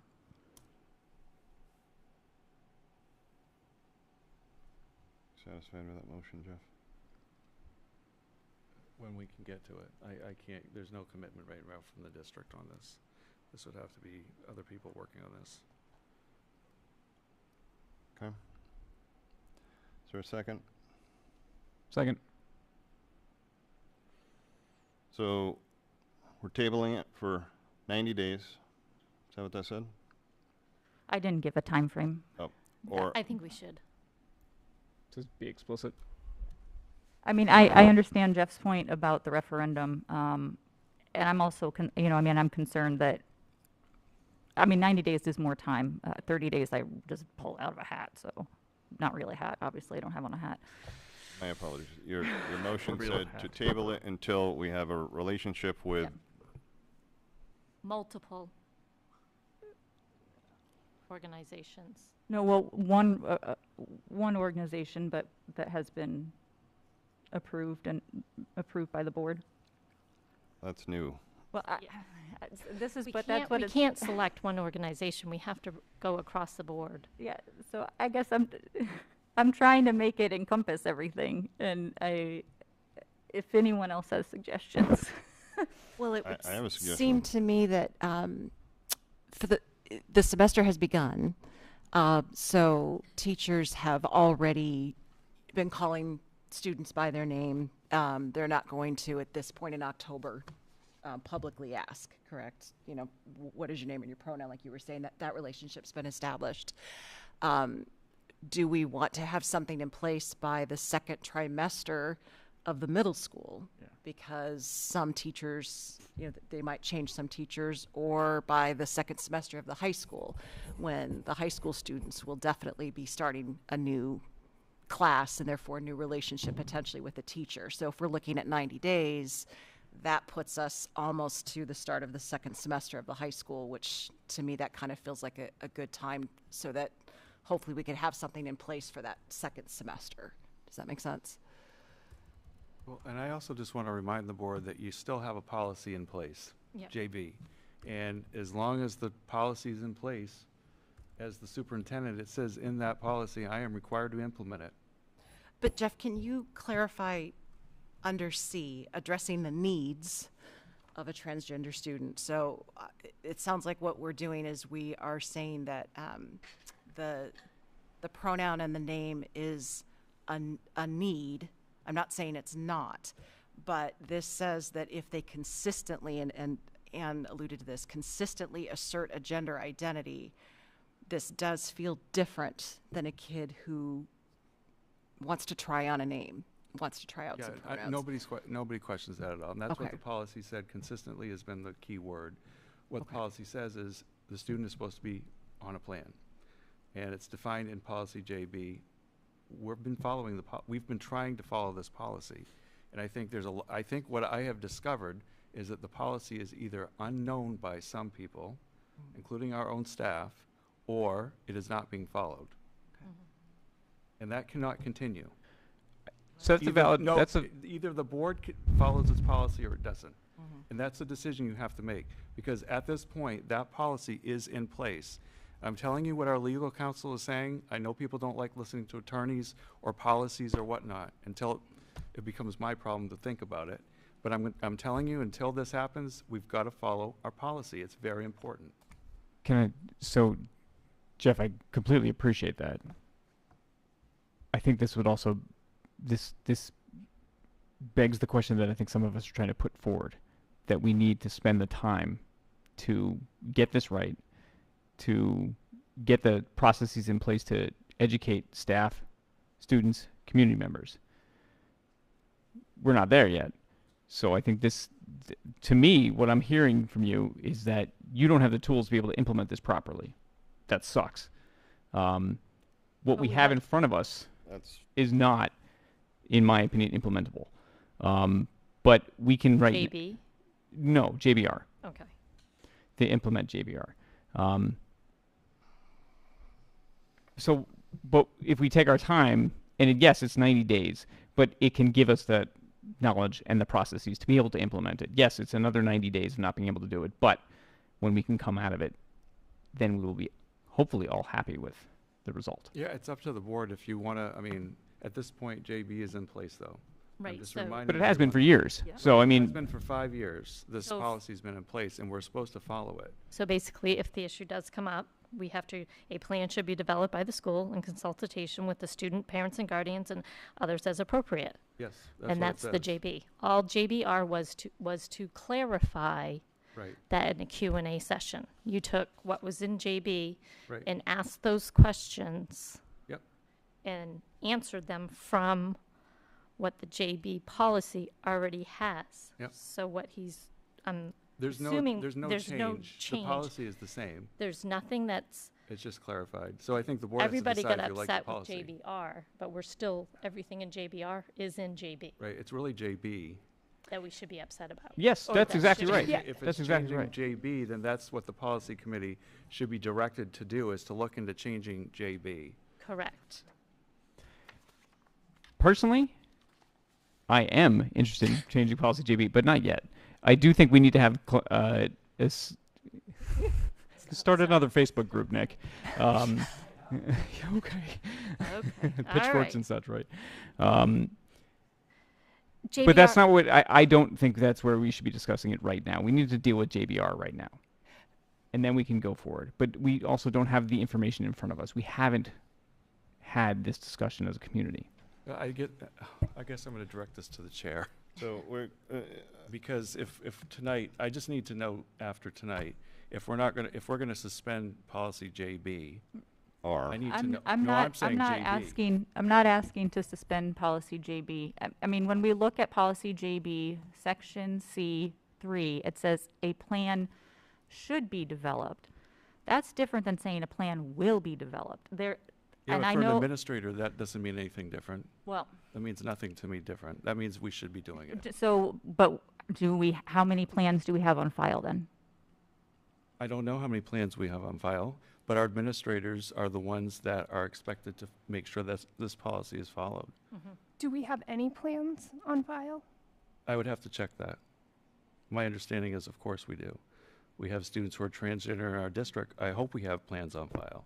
This policy's been around for 5 years. So again, like my concern then is that we need to find out more of this information. I just don't want us to keep pushing forward with things that aren't aren't helpful and could be harmful. which to specific anyone. things? I think there are assumptions about what is and isn't already in place around JB Section C and whether there are or are not plans. Can you, If those plans are now going to be required if we don't put forward guidance. To me, that's immaterial. The policy says we're supposed to be doing it.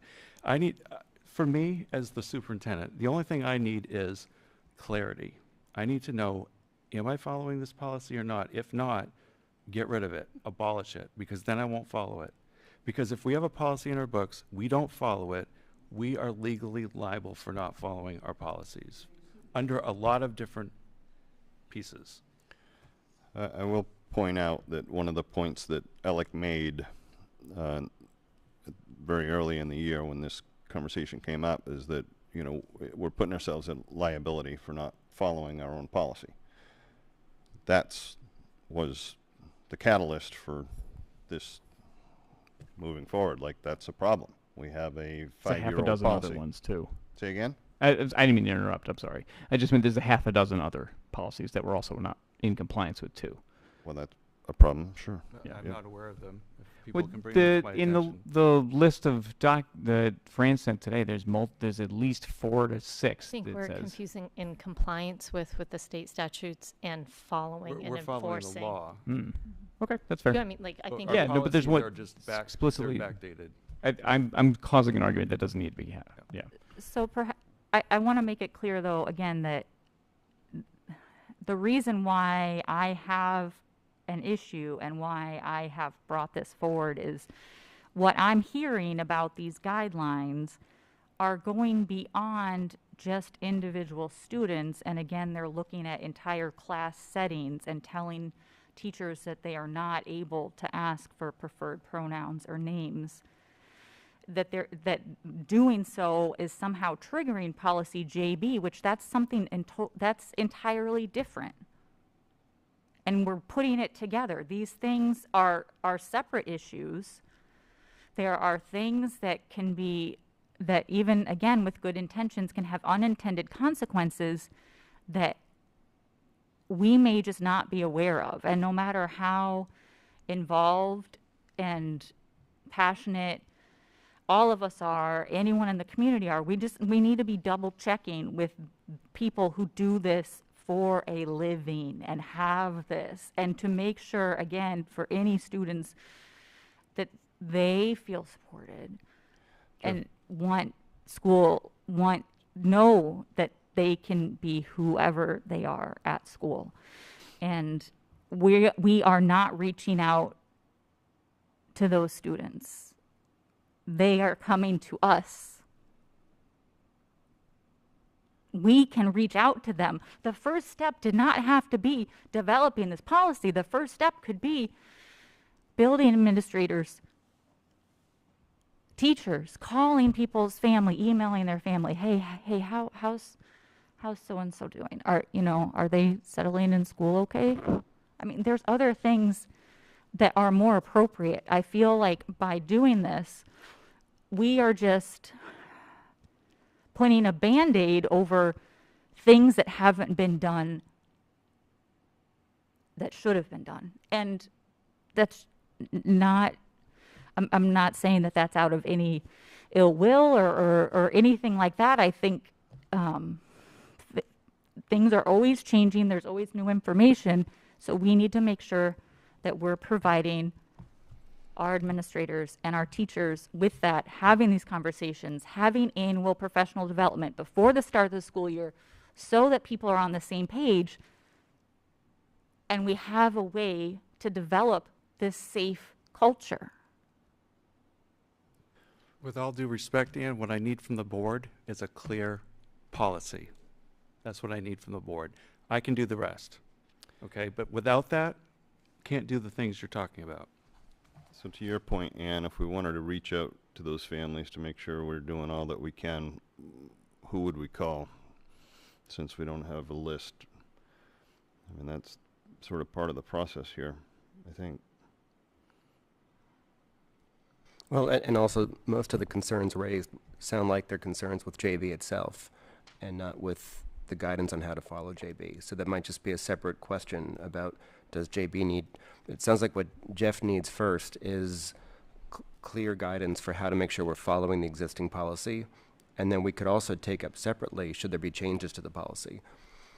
I will say the parents who were well versed in JB when they were speaking with me began by saying, I want to make sure that we're not doing anything to change policy JB. So if there's concerns with it, actually tonight was the first time I've heard that.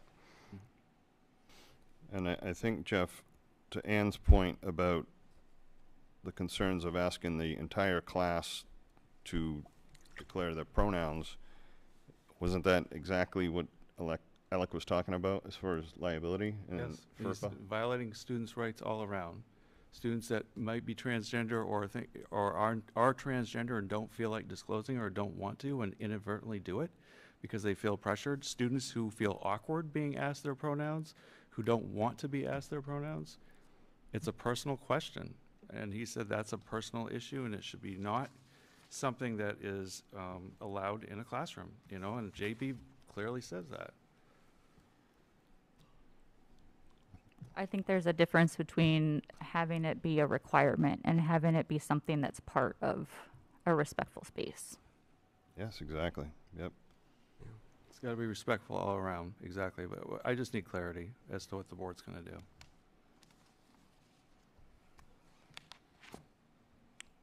So the motion that's on the floor is to table it, and there's no timeline on that table, but it's until we work with, tell me again the words.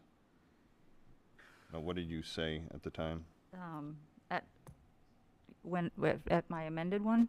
The second one, we pulled the first one back. Yeah. Until we enter a consultation relationship with a provider approved by the board. I don't know how else to word it. Okay, so you have the motion, it's to table it, and there's not a time frame, and it's to until a time when we form a relationship with an expert. That's the motion on the floor. Further discussion? Just to clarify, earlier you said an expert on transgender and non-binary issues. Do you want to include that? Yes. Okay. And I think there was a comment to have more than one provider considered, so one or more as approved by the board.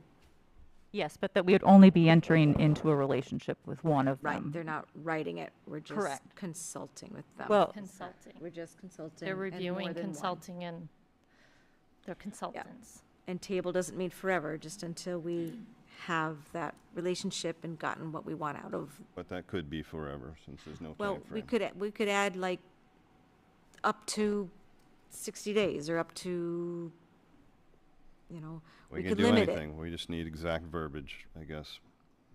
And I'll just point out, I've never done a request for proposal process with different advisors to the board. To try to go out to multiple parties, interview them, and understand their perspectives, and then select one and pay for one. It's a really big process. And I'll just say, there's a lot of knowledgeable people here in the board. There's knowledgeable people in the community, and I'll just extend my invitation to the rest of the board when they're thinking about this vote, that I think we can get the expertise in there. I think even the specific comment that was mentioned a minute ago about, is there an inviting way to ask the question in the classroom? For example, would anyone like to share their pronouns or preferred name? I suggested they might say that, please come and see me privately so we can have that conversation. We could fix that. So what I would say is an invitation to the board or to the community to continue with this process as we've been doing it. Give us your feedback, and we'll make this policy as good as, these guidelines as good as possible. And I think we can do that without an outside expert.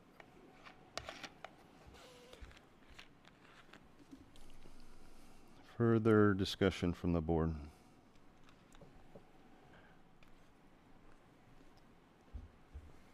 I'm going to regret this, but is there people from the public that would like to speak?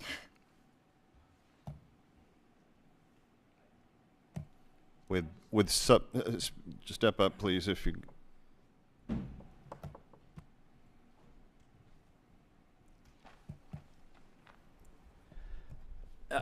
I can't believe we're still here talking about this topic, given all of what you have on your plate. Legally, Jeff, you said right now we are out of compliance because we are not following what our policy says. So tomorrow, a parent could open up a lawsuit against the school because they cause emotional harm to their child because they asked the entire classroom what their pronouns are. Is that accurate? We could get a lawsuit for any reason, but yes, that is accurate. But that's in a policy that we've created that we're not following. We could be sued because of The most that. vulnerable place for a district to be is to have a policy they do not follow. It's better to have no policy. So by suspending the work that's trying to fix these issues, again, not changing the root of what was created by a group 5 years ago, but by trying to address that risk, we're going to table this. We're going to bring in outside groups. We're going to spend money. I don't know. Do we have budget for that? Probably not. Like, what are we doing, guys? This is like a dog and pony show. The fact is, we have people that are frustrated with who's on a committee. So they're bringing out all the stops. All of them. And we're blocking meaningful work that needs to be done in this community, including equity. Nothing was getting changed in the root of this policy. Jared's opening up, to anybody to come talk, have the discussion. But we're playing this game of trying to pass something that doesn't even make sense. This is just ridiculous. Like, please, move on.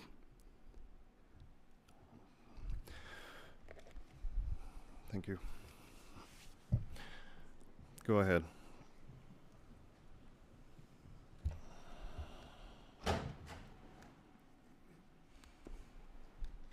I appreciate that this is really hard. I'm really relieved that I'm not up there on the board because this is not an easy decision and a really big conversation. And I think that what I keep hearing is the piece that Anne keeps kind of bringing up, that I know, Jared, you're doing a great job of trying to acknowledge that, but with the missing piece is that no one right now on the board of policy is part of the community that is trying to be supported. And there has not been, yes, I did talk to Jared. It was a great conversation. And I'm not touting myself as an expert or anything, but I feel like even though I said things, and my spouse did as well, who's also a therapist, it didn't change anything that has happened thus far.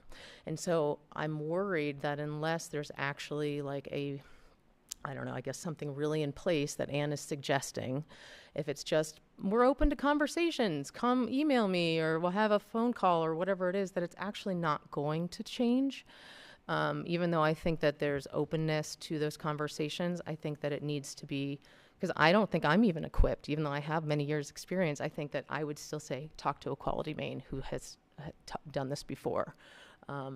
So those are my thoughts. Thank you.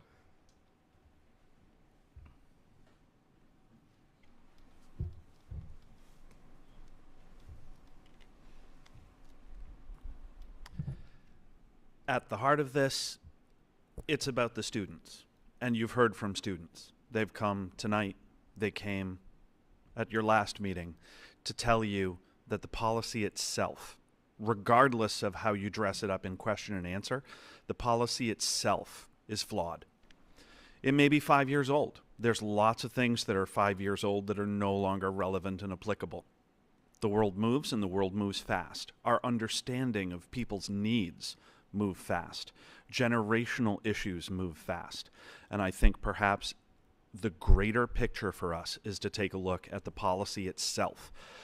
Is it worth our time to create a question and answer sheet in support of a policy where the students are here telling you it hurts them?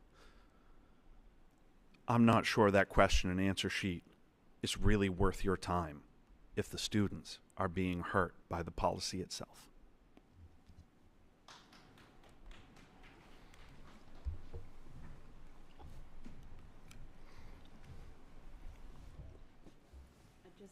My name is Caroline. I live in Cumberland, and I'd like to speak on behalf of the students that might be actually feeling uncomfortable and too ashamed to come here tonight. That is, I think, the point of the clarification that Jeff is trying to make, is that there are many students in our district who are made to feel extremely uncomfortable by being put on the spot with that question. And those students are not going to come here to speak to you, because that's the point. They're uncomfortable. Greeley is an environment that supports students of all different colors, races, and gender identity. Why are you trying to reinvent the wheel? Because lawyers have advised you that you are breaking the law? I don't think that that warrants making motions to put good work and good policy on hold. There needs to be rules in place for the students who are being made to feel uncomfortable with these questions. And they're not coming here tonight because they're uncomfortable in their own skin. Kids putting on outfits in the morning is stressful for them. And for you to think that students should feel comfortable with being put on the spot by teachers in an open environment is not, it's not fair to every student at Greeley. And you need to be honest with yourselves about that. There are students that are comfortable and will come, but there's a lot of students that are uncomfortable that won't come here. And so I think that's the point that Jeff is trying to make. We need to be supportive of those students too. And by putting kids on the spot daily, weekly, monthly, every semester, every new school year is not necessarily the right thing to do or good for students. And so we've gone into a rabbit hole where this is some kind of a game. That's not the point of this. The point of this is to support all students. And somehow it has turned into something other than that tonight. So thank you for trying to all care for the students, but please, let's not play games. This is easy. This is a no-brainer. Be nice to all the students and stop crossing the line or letting teachers cross the line. If it's making many students uncomfortable, it shouldn't be happening. Thank you. Thank you, Caroline.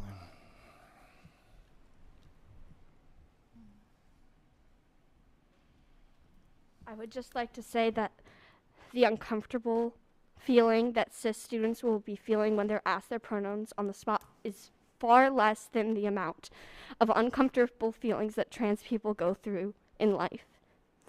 And yeah, I can't say anymore. Thank you. Thank you, Vi. Okay, I'll bring it back to the board. I think Avery has. Oh, sorry, Avery, go ahead. Yeah, I want to talk a little bit about policy JB.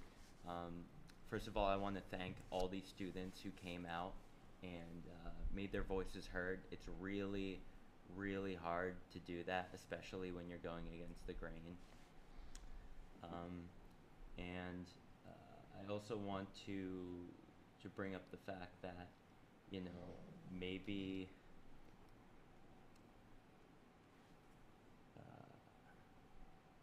you know, I only know as much as I can receive from the public, and I've heard a lot of testimony from some of my fellow students who are trans, and know better than anyone what that experience is like.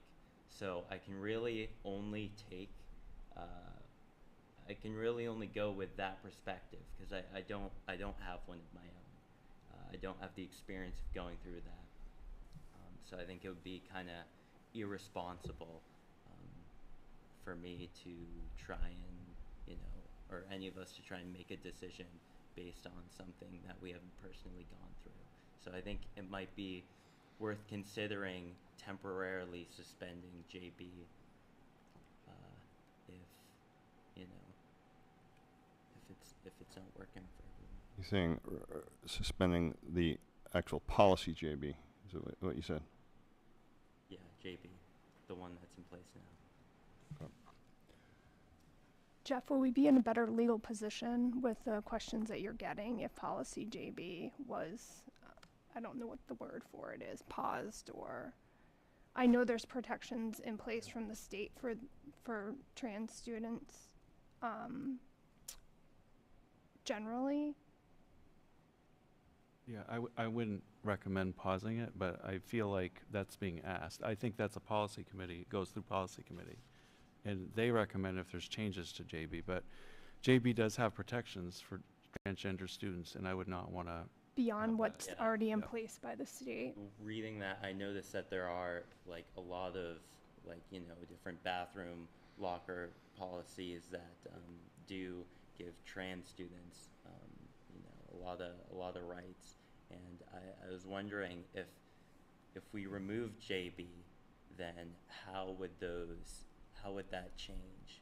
Could we still, like, I don't know, is there any state protection that automatically, you know, falls down? Or It's tricky, and I'd have to consult an attorney on this. I'm not a lawyer, but it's tricky when you have a policy that's not there. You can revert to state law, obviously. State law trumps everything.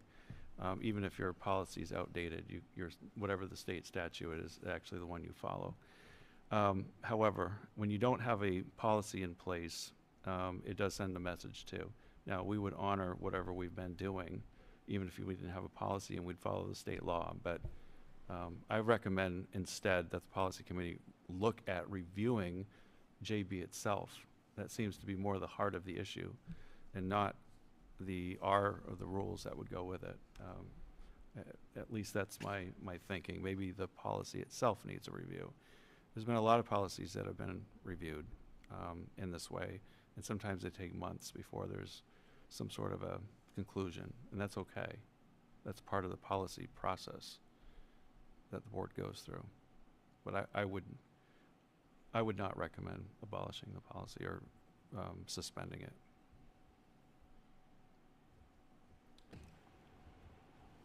All right. So,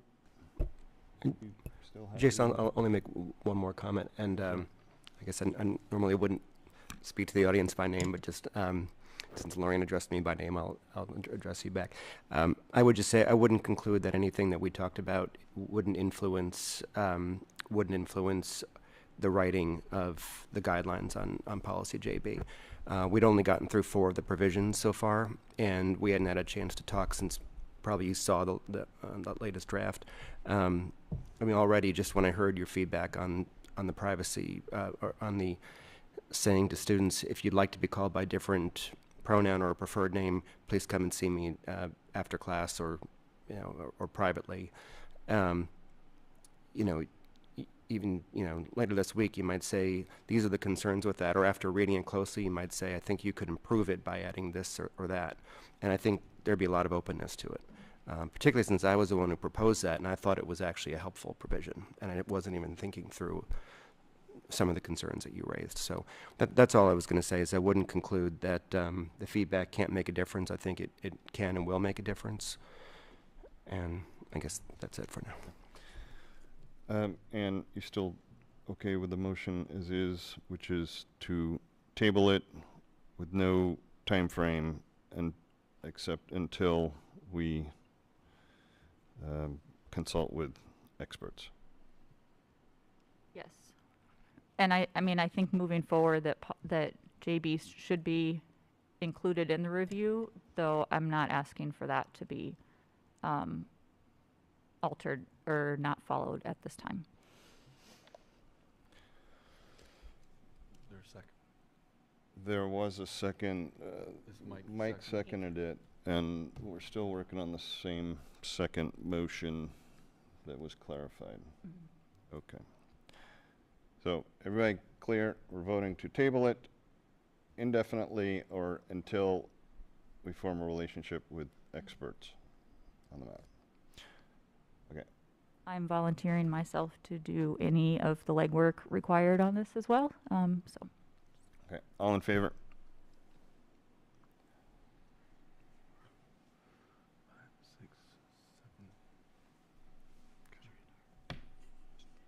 All opposed? Sorry. Okay. So me and Jared opposed. I didn't see the students. What was your? I got. How'd the Jared. students vote? Both in favor. Yeah. Both in favor. Okay. So motion carries.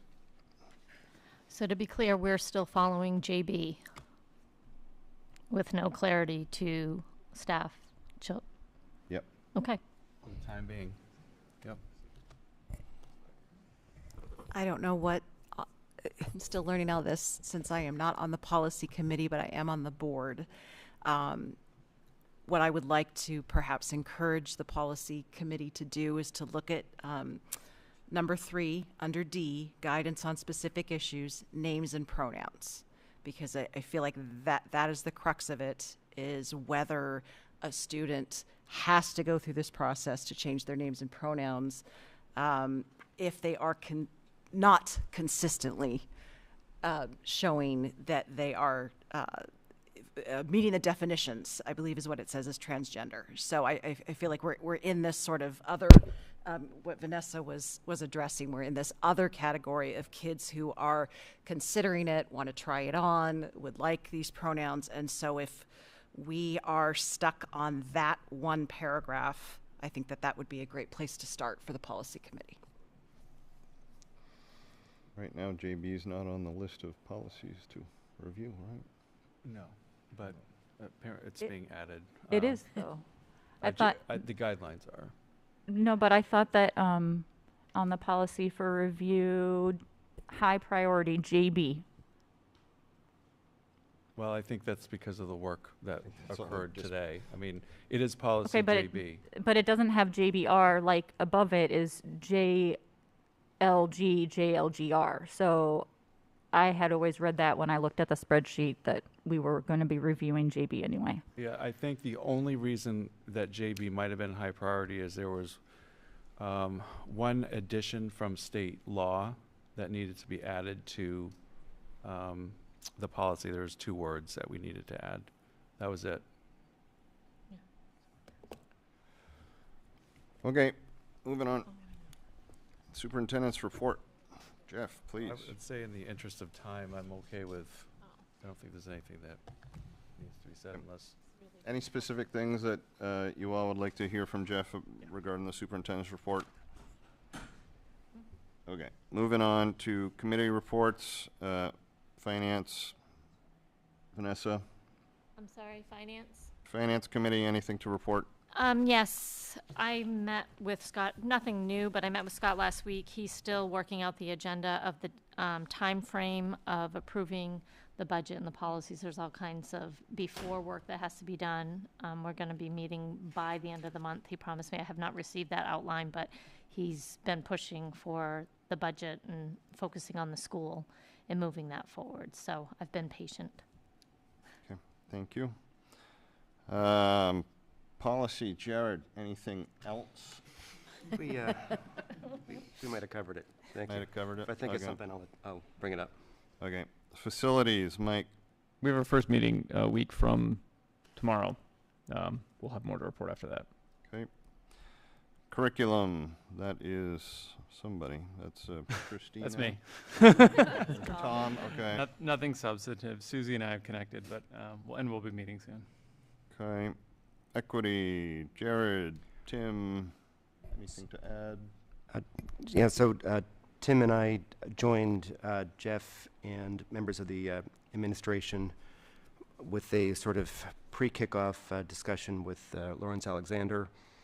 And we have just been working on sort of an outline of outlining the different categories of work to be done and basically putting together a plan. So at the end of last year, the Equity Committee finished policy ACA, which is the equity plan, and it was approved by the board. The last paragraph of ACA calls for the superintendent to put together a plan to follow through on sort of the spirit of ACA.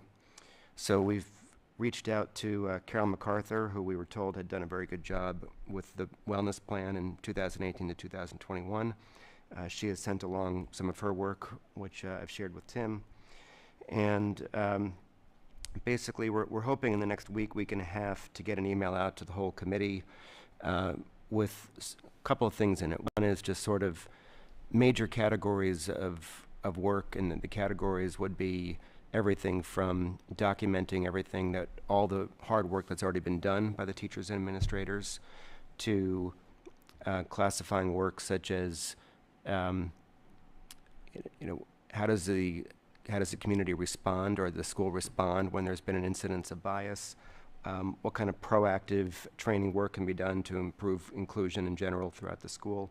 And so there's kind of 6 major buckets, and then followed by a list of all the work that's already been done by the school. And then we're going to ask the committee to add their own goals or anything that's not in that preliminary list and sort of comments and feedback, sort of like the board did in preparation for the kickoff board meeting.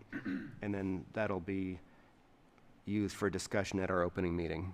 And with the goal of really just putting together an outline and a work plan for completing or supporting Jeff in putting together an equity plan, hopefully this year.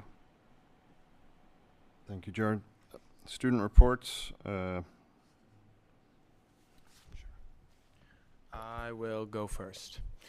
One thing that happened even just today that I'd like to talk about during my student report was my first training under the new ALICE curriculum that's being used in the school. We had Miss Latanzi and Miss Mulligan at the high school teach my advisory and another one. We learned a lot. I heard a lot of kids talking after we did that during ranger support time. I learned a lot. It was not the entire lesson, but it's kind of what's getting us started for many more in the future. And I'm excited to learn under this new curriculum, and I think that it's really productive, and I think that how it's being rolled out is also being done very well. Yeah, so all I have to talk about is homecoming. We had homecoming on Saturday night, and it was the first kind of back to normal homecoming since I was a freshman in 2019, and that's something exciting. So that gives us something to smile about, doesn't it, right, guys? Yes, very nice thing. Thank you, Avery. So ad hoc committees, one of the really important ones right now is the new school building committee and phase 1 communications. Kim, you want to give us an update on? I shall. So first of all, some exciting news is that the Cumberland Sustainability Committee is very excited about the new school. They are going to be voting Wednesday on a motion to officially endorse the school, and with that endorsement, I think that gives us just that validation that what we are doing is so environmentally responsible, especially with the land, that we have indeed done our due process on the land and using it to the best possible purpose. So I just want to thank Denny Thank you. I didn't want to pronounce it wrong, for pushing that through, and hopefully Wednesday that'll happen. So with that endorsement, I think that will carry us a little further. We have a sign-up sheet going for places where we will be in the community, and as of right now, the Mornings with Friends event in October for next week is welcoming myself, and if someone else wants to come with me, not necessarily to give a presentation, but to be there for those folks who want to ask any questions, or maybe not even are aware that it's on the ballot. And I would really encourage anybody in the community who's listening right now, if you have a relationship with someone who is perhaps a senior citizen who is not online, hasn't been paying attention, that this would be a great event for them to go to. Plus, they should be connected to Aging in Place anyway. It's such a great organization. So, please reach out to them and encourage them to be there. It's October 12th in the morning. Mornings with Friends. In addition to that, we have some times that we will be at the Cumberland Farmers Market. The 3 Sundays, the last 3 Sundays that the market is happening. So the 15th, 22nd, and 29th. We do have a couple openings still. I want to thank those of you who have signed up already. I've just kept it to the Phase 1 committee, but if anyone else on the board would like to volunteer their time to be a presence at the farmers market and answer any questions and just meet and greet. And I'm just going to remind us that we are there to get out information, not to encourage people which way to vote, but just to be a presence for people to ask their questions or express their concerns. So if anyone can do a shift on one of those Saturdays, that would be great. We are in the process of putting together a printed pamphlet or brochure. I guess it kind of depends on whether it becomes a trifold or a front and back, but Tyler and Jason had some good input as well today, so we should have that very soon. I really want to have it by next week so that I can put it into the hands of the folks at the Mornings with Friends, and then definitely by next Saturday for the farmers market. So that's my deadline. Do we print those out? Does Tyler send us the PDF and then we send them to a printer? I think we should ask him because they can print it. Okay. Is my understanding Okay. is that they can do it. I think their resolution is going to look better from what they've done, from my understanding. Well, we can check. Okay, great. And then also putting together a mailer. So that's, I believe at the Phase 1 committee that we had, we talked about getting it out maybe the Wednesday or Thursday before the vote. So that is November 2nd, 3rd-ish. So we need to have the mailer version of the pamphlet in our hands. And again, I'm not sure, is that something that we sit there and we stamp them, or is there a process for mailing out? A bulk mailing. Bulk mail, yeah. So Okay. if you talk to Fran, she'll hook you up with a bulk mailer. Okay, great. Otherwise, a much easier way of my taking kids were care going of to it. have a really big job. You go to the post office for that stuff. Great. And Okay. They help. Fantastic. So I think that's about it. If anybody's listening right now, I just want to remind you that we know that it can be hard to go to information sessions. You might be able to watch it online, but in order to actually talk to someone, that can be really important. So please reach out. I should update you all that on the website right now, there's a link that people can click on if they have a question and they want someone to respond to them. It goes to my board email address. I think I've gotten 3 so far, and I've been CCing Jeff, Scott, and Jason on those so that they can see the question as well. So that is definitely one way to get a hold of us, is just a simple email. But we can absolutely meet with you in person. I'm thinking particularly of parents of young kids where it's hard to get out at night. You might be watching the presentation, but you want to talk to someone. So please don't feel that you are limited by just these 2 information sessions. Which leads me to the reminder that next week is our 2nd information session, which will be at North Yarmouth, West Custigo Hall. So, and then I just had one last question. On the agenda for the joint meeting that we had with the Cumberland Town Council and the North Yarmouth Select Board, it talked about a public financing presentation, which Sure. is 2 weeks from tonight. So does that happen at the school board meeting, or is it something separate? No, that happens at the school board meeting on the Okay. 17th. Okay. Yep. So Scott will give a quick presentation, but really it's about public hearing on just that part, the financing. Okay. Yep. So is that something that we should be inviting people to, promoting? Yep, it's a public meeting and people can comment about the money part of it. Okay. So the concept design's already been approved by the board, but well, actually the whole package has been, but it's, by state law, we have to actually have a hearing Okay. on just the financing of the school. Okay. So that's the 17th. Okay, so I just want to clarify that that was not a separate event from the school board meeting. Nope, same Okay. one. Excellent. Then I think unless anybody has any questions for me about getting the information out there or any suggestions, anything we haven't thought of, then that's it. Okay. Thank you, Kim. You've been putting in a ton of time. Much appreciate that. And I definitely would send out the sign-up genius to everybody here in the room. Yeah. I signed up. Yes, you all can too. I did. Okay. Moving on, communications, our catch-all. Did we skip superintendent's report? We did. I deferred it. You deferred it, just okay. For interest of time. Fair enough. Okay. I, Anything? I just wanted to note, since this is our meeting right before Monday's Indigenous Peoples Day holiday, in case folks are able to take some time on that Monday to learn something about the Wabanaki people. And I also just wanted to thank the board for your service and this work, because it's, you know, I know it's a lot, so thank you, everyone. Okay. Anything else? I was just going to bring up, I thought the new committee on climate and the Environment Committee. was deferred till tonight, but Yeah. could be deferred again. It's as deferred far as- again. We gotta come up with a charge. That's on me. Yep. Yeah. Well, So.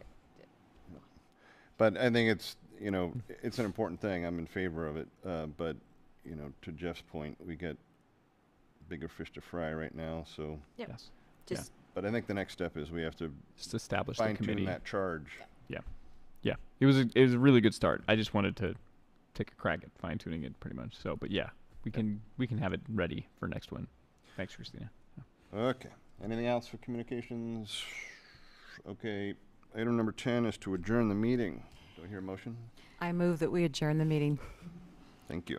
In a second. Thank you. Second. Okay. Thank you, Tom. All right, all in favor? All opposed? No.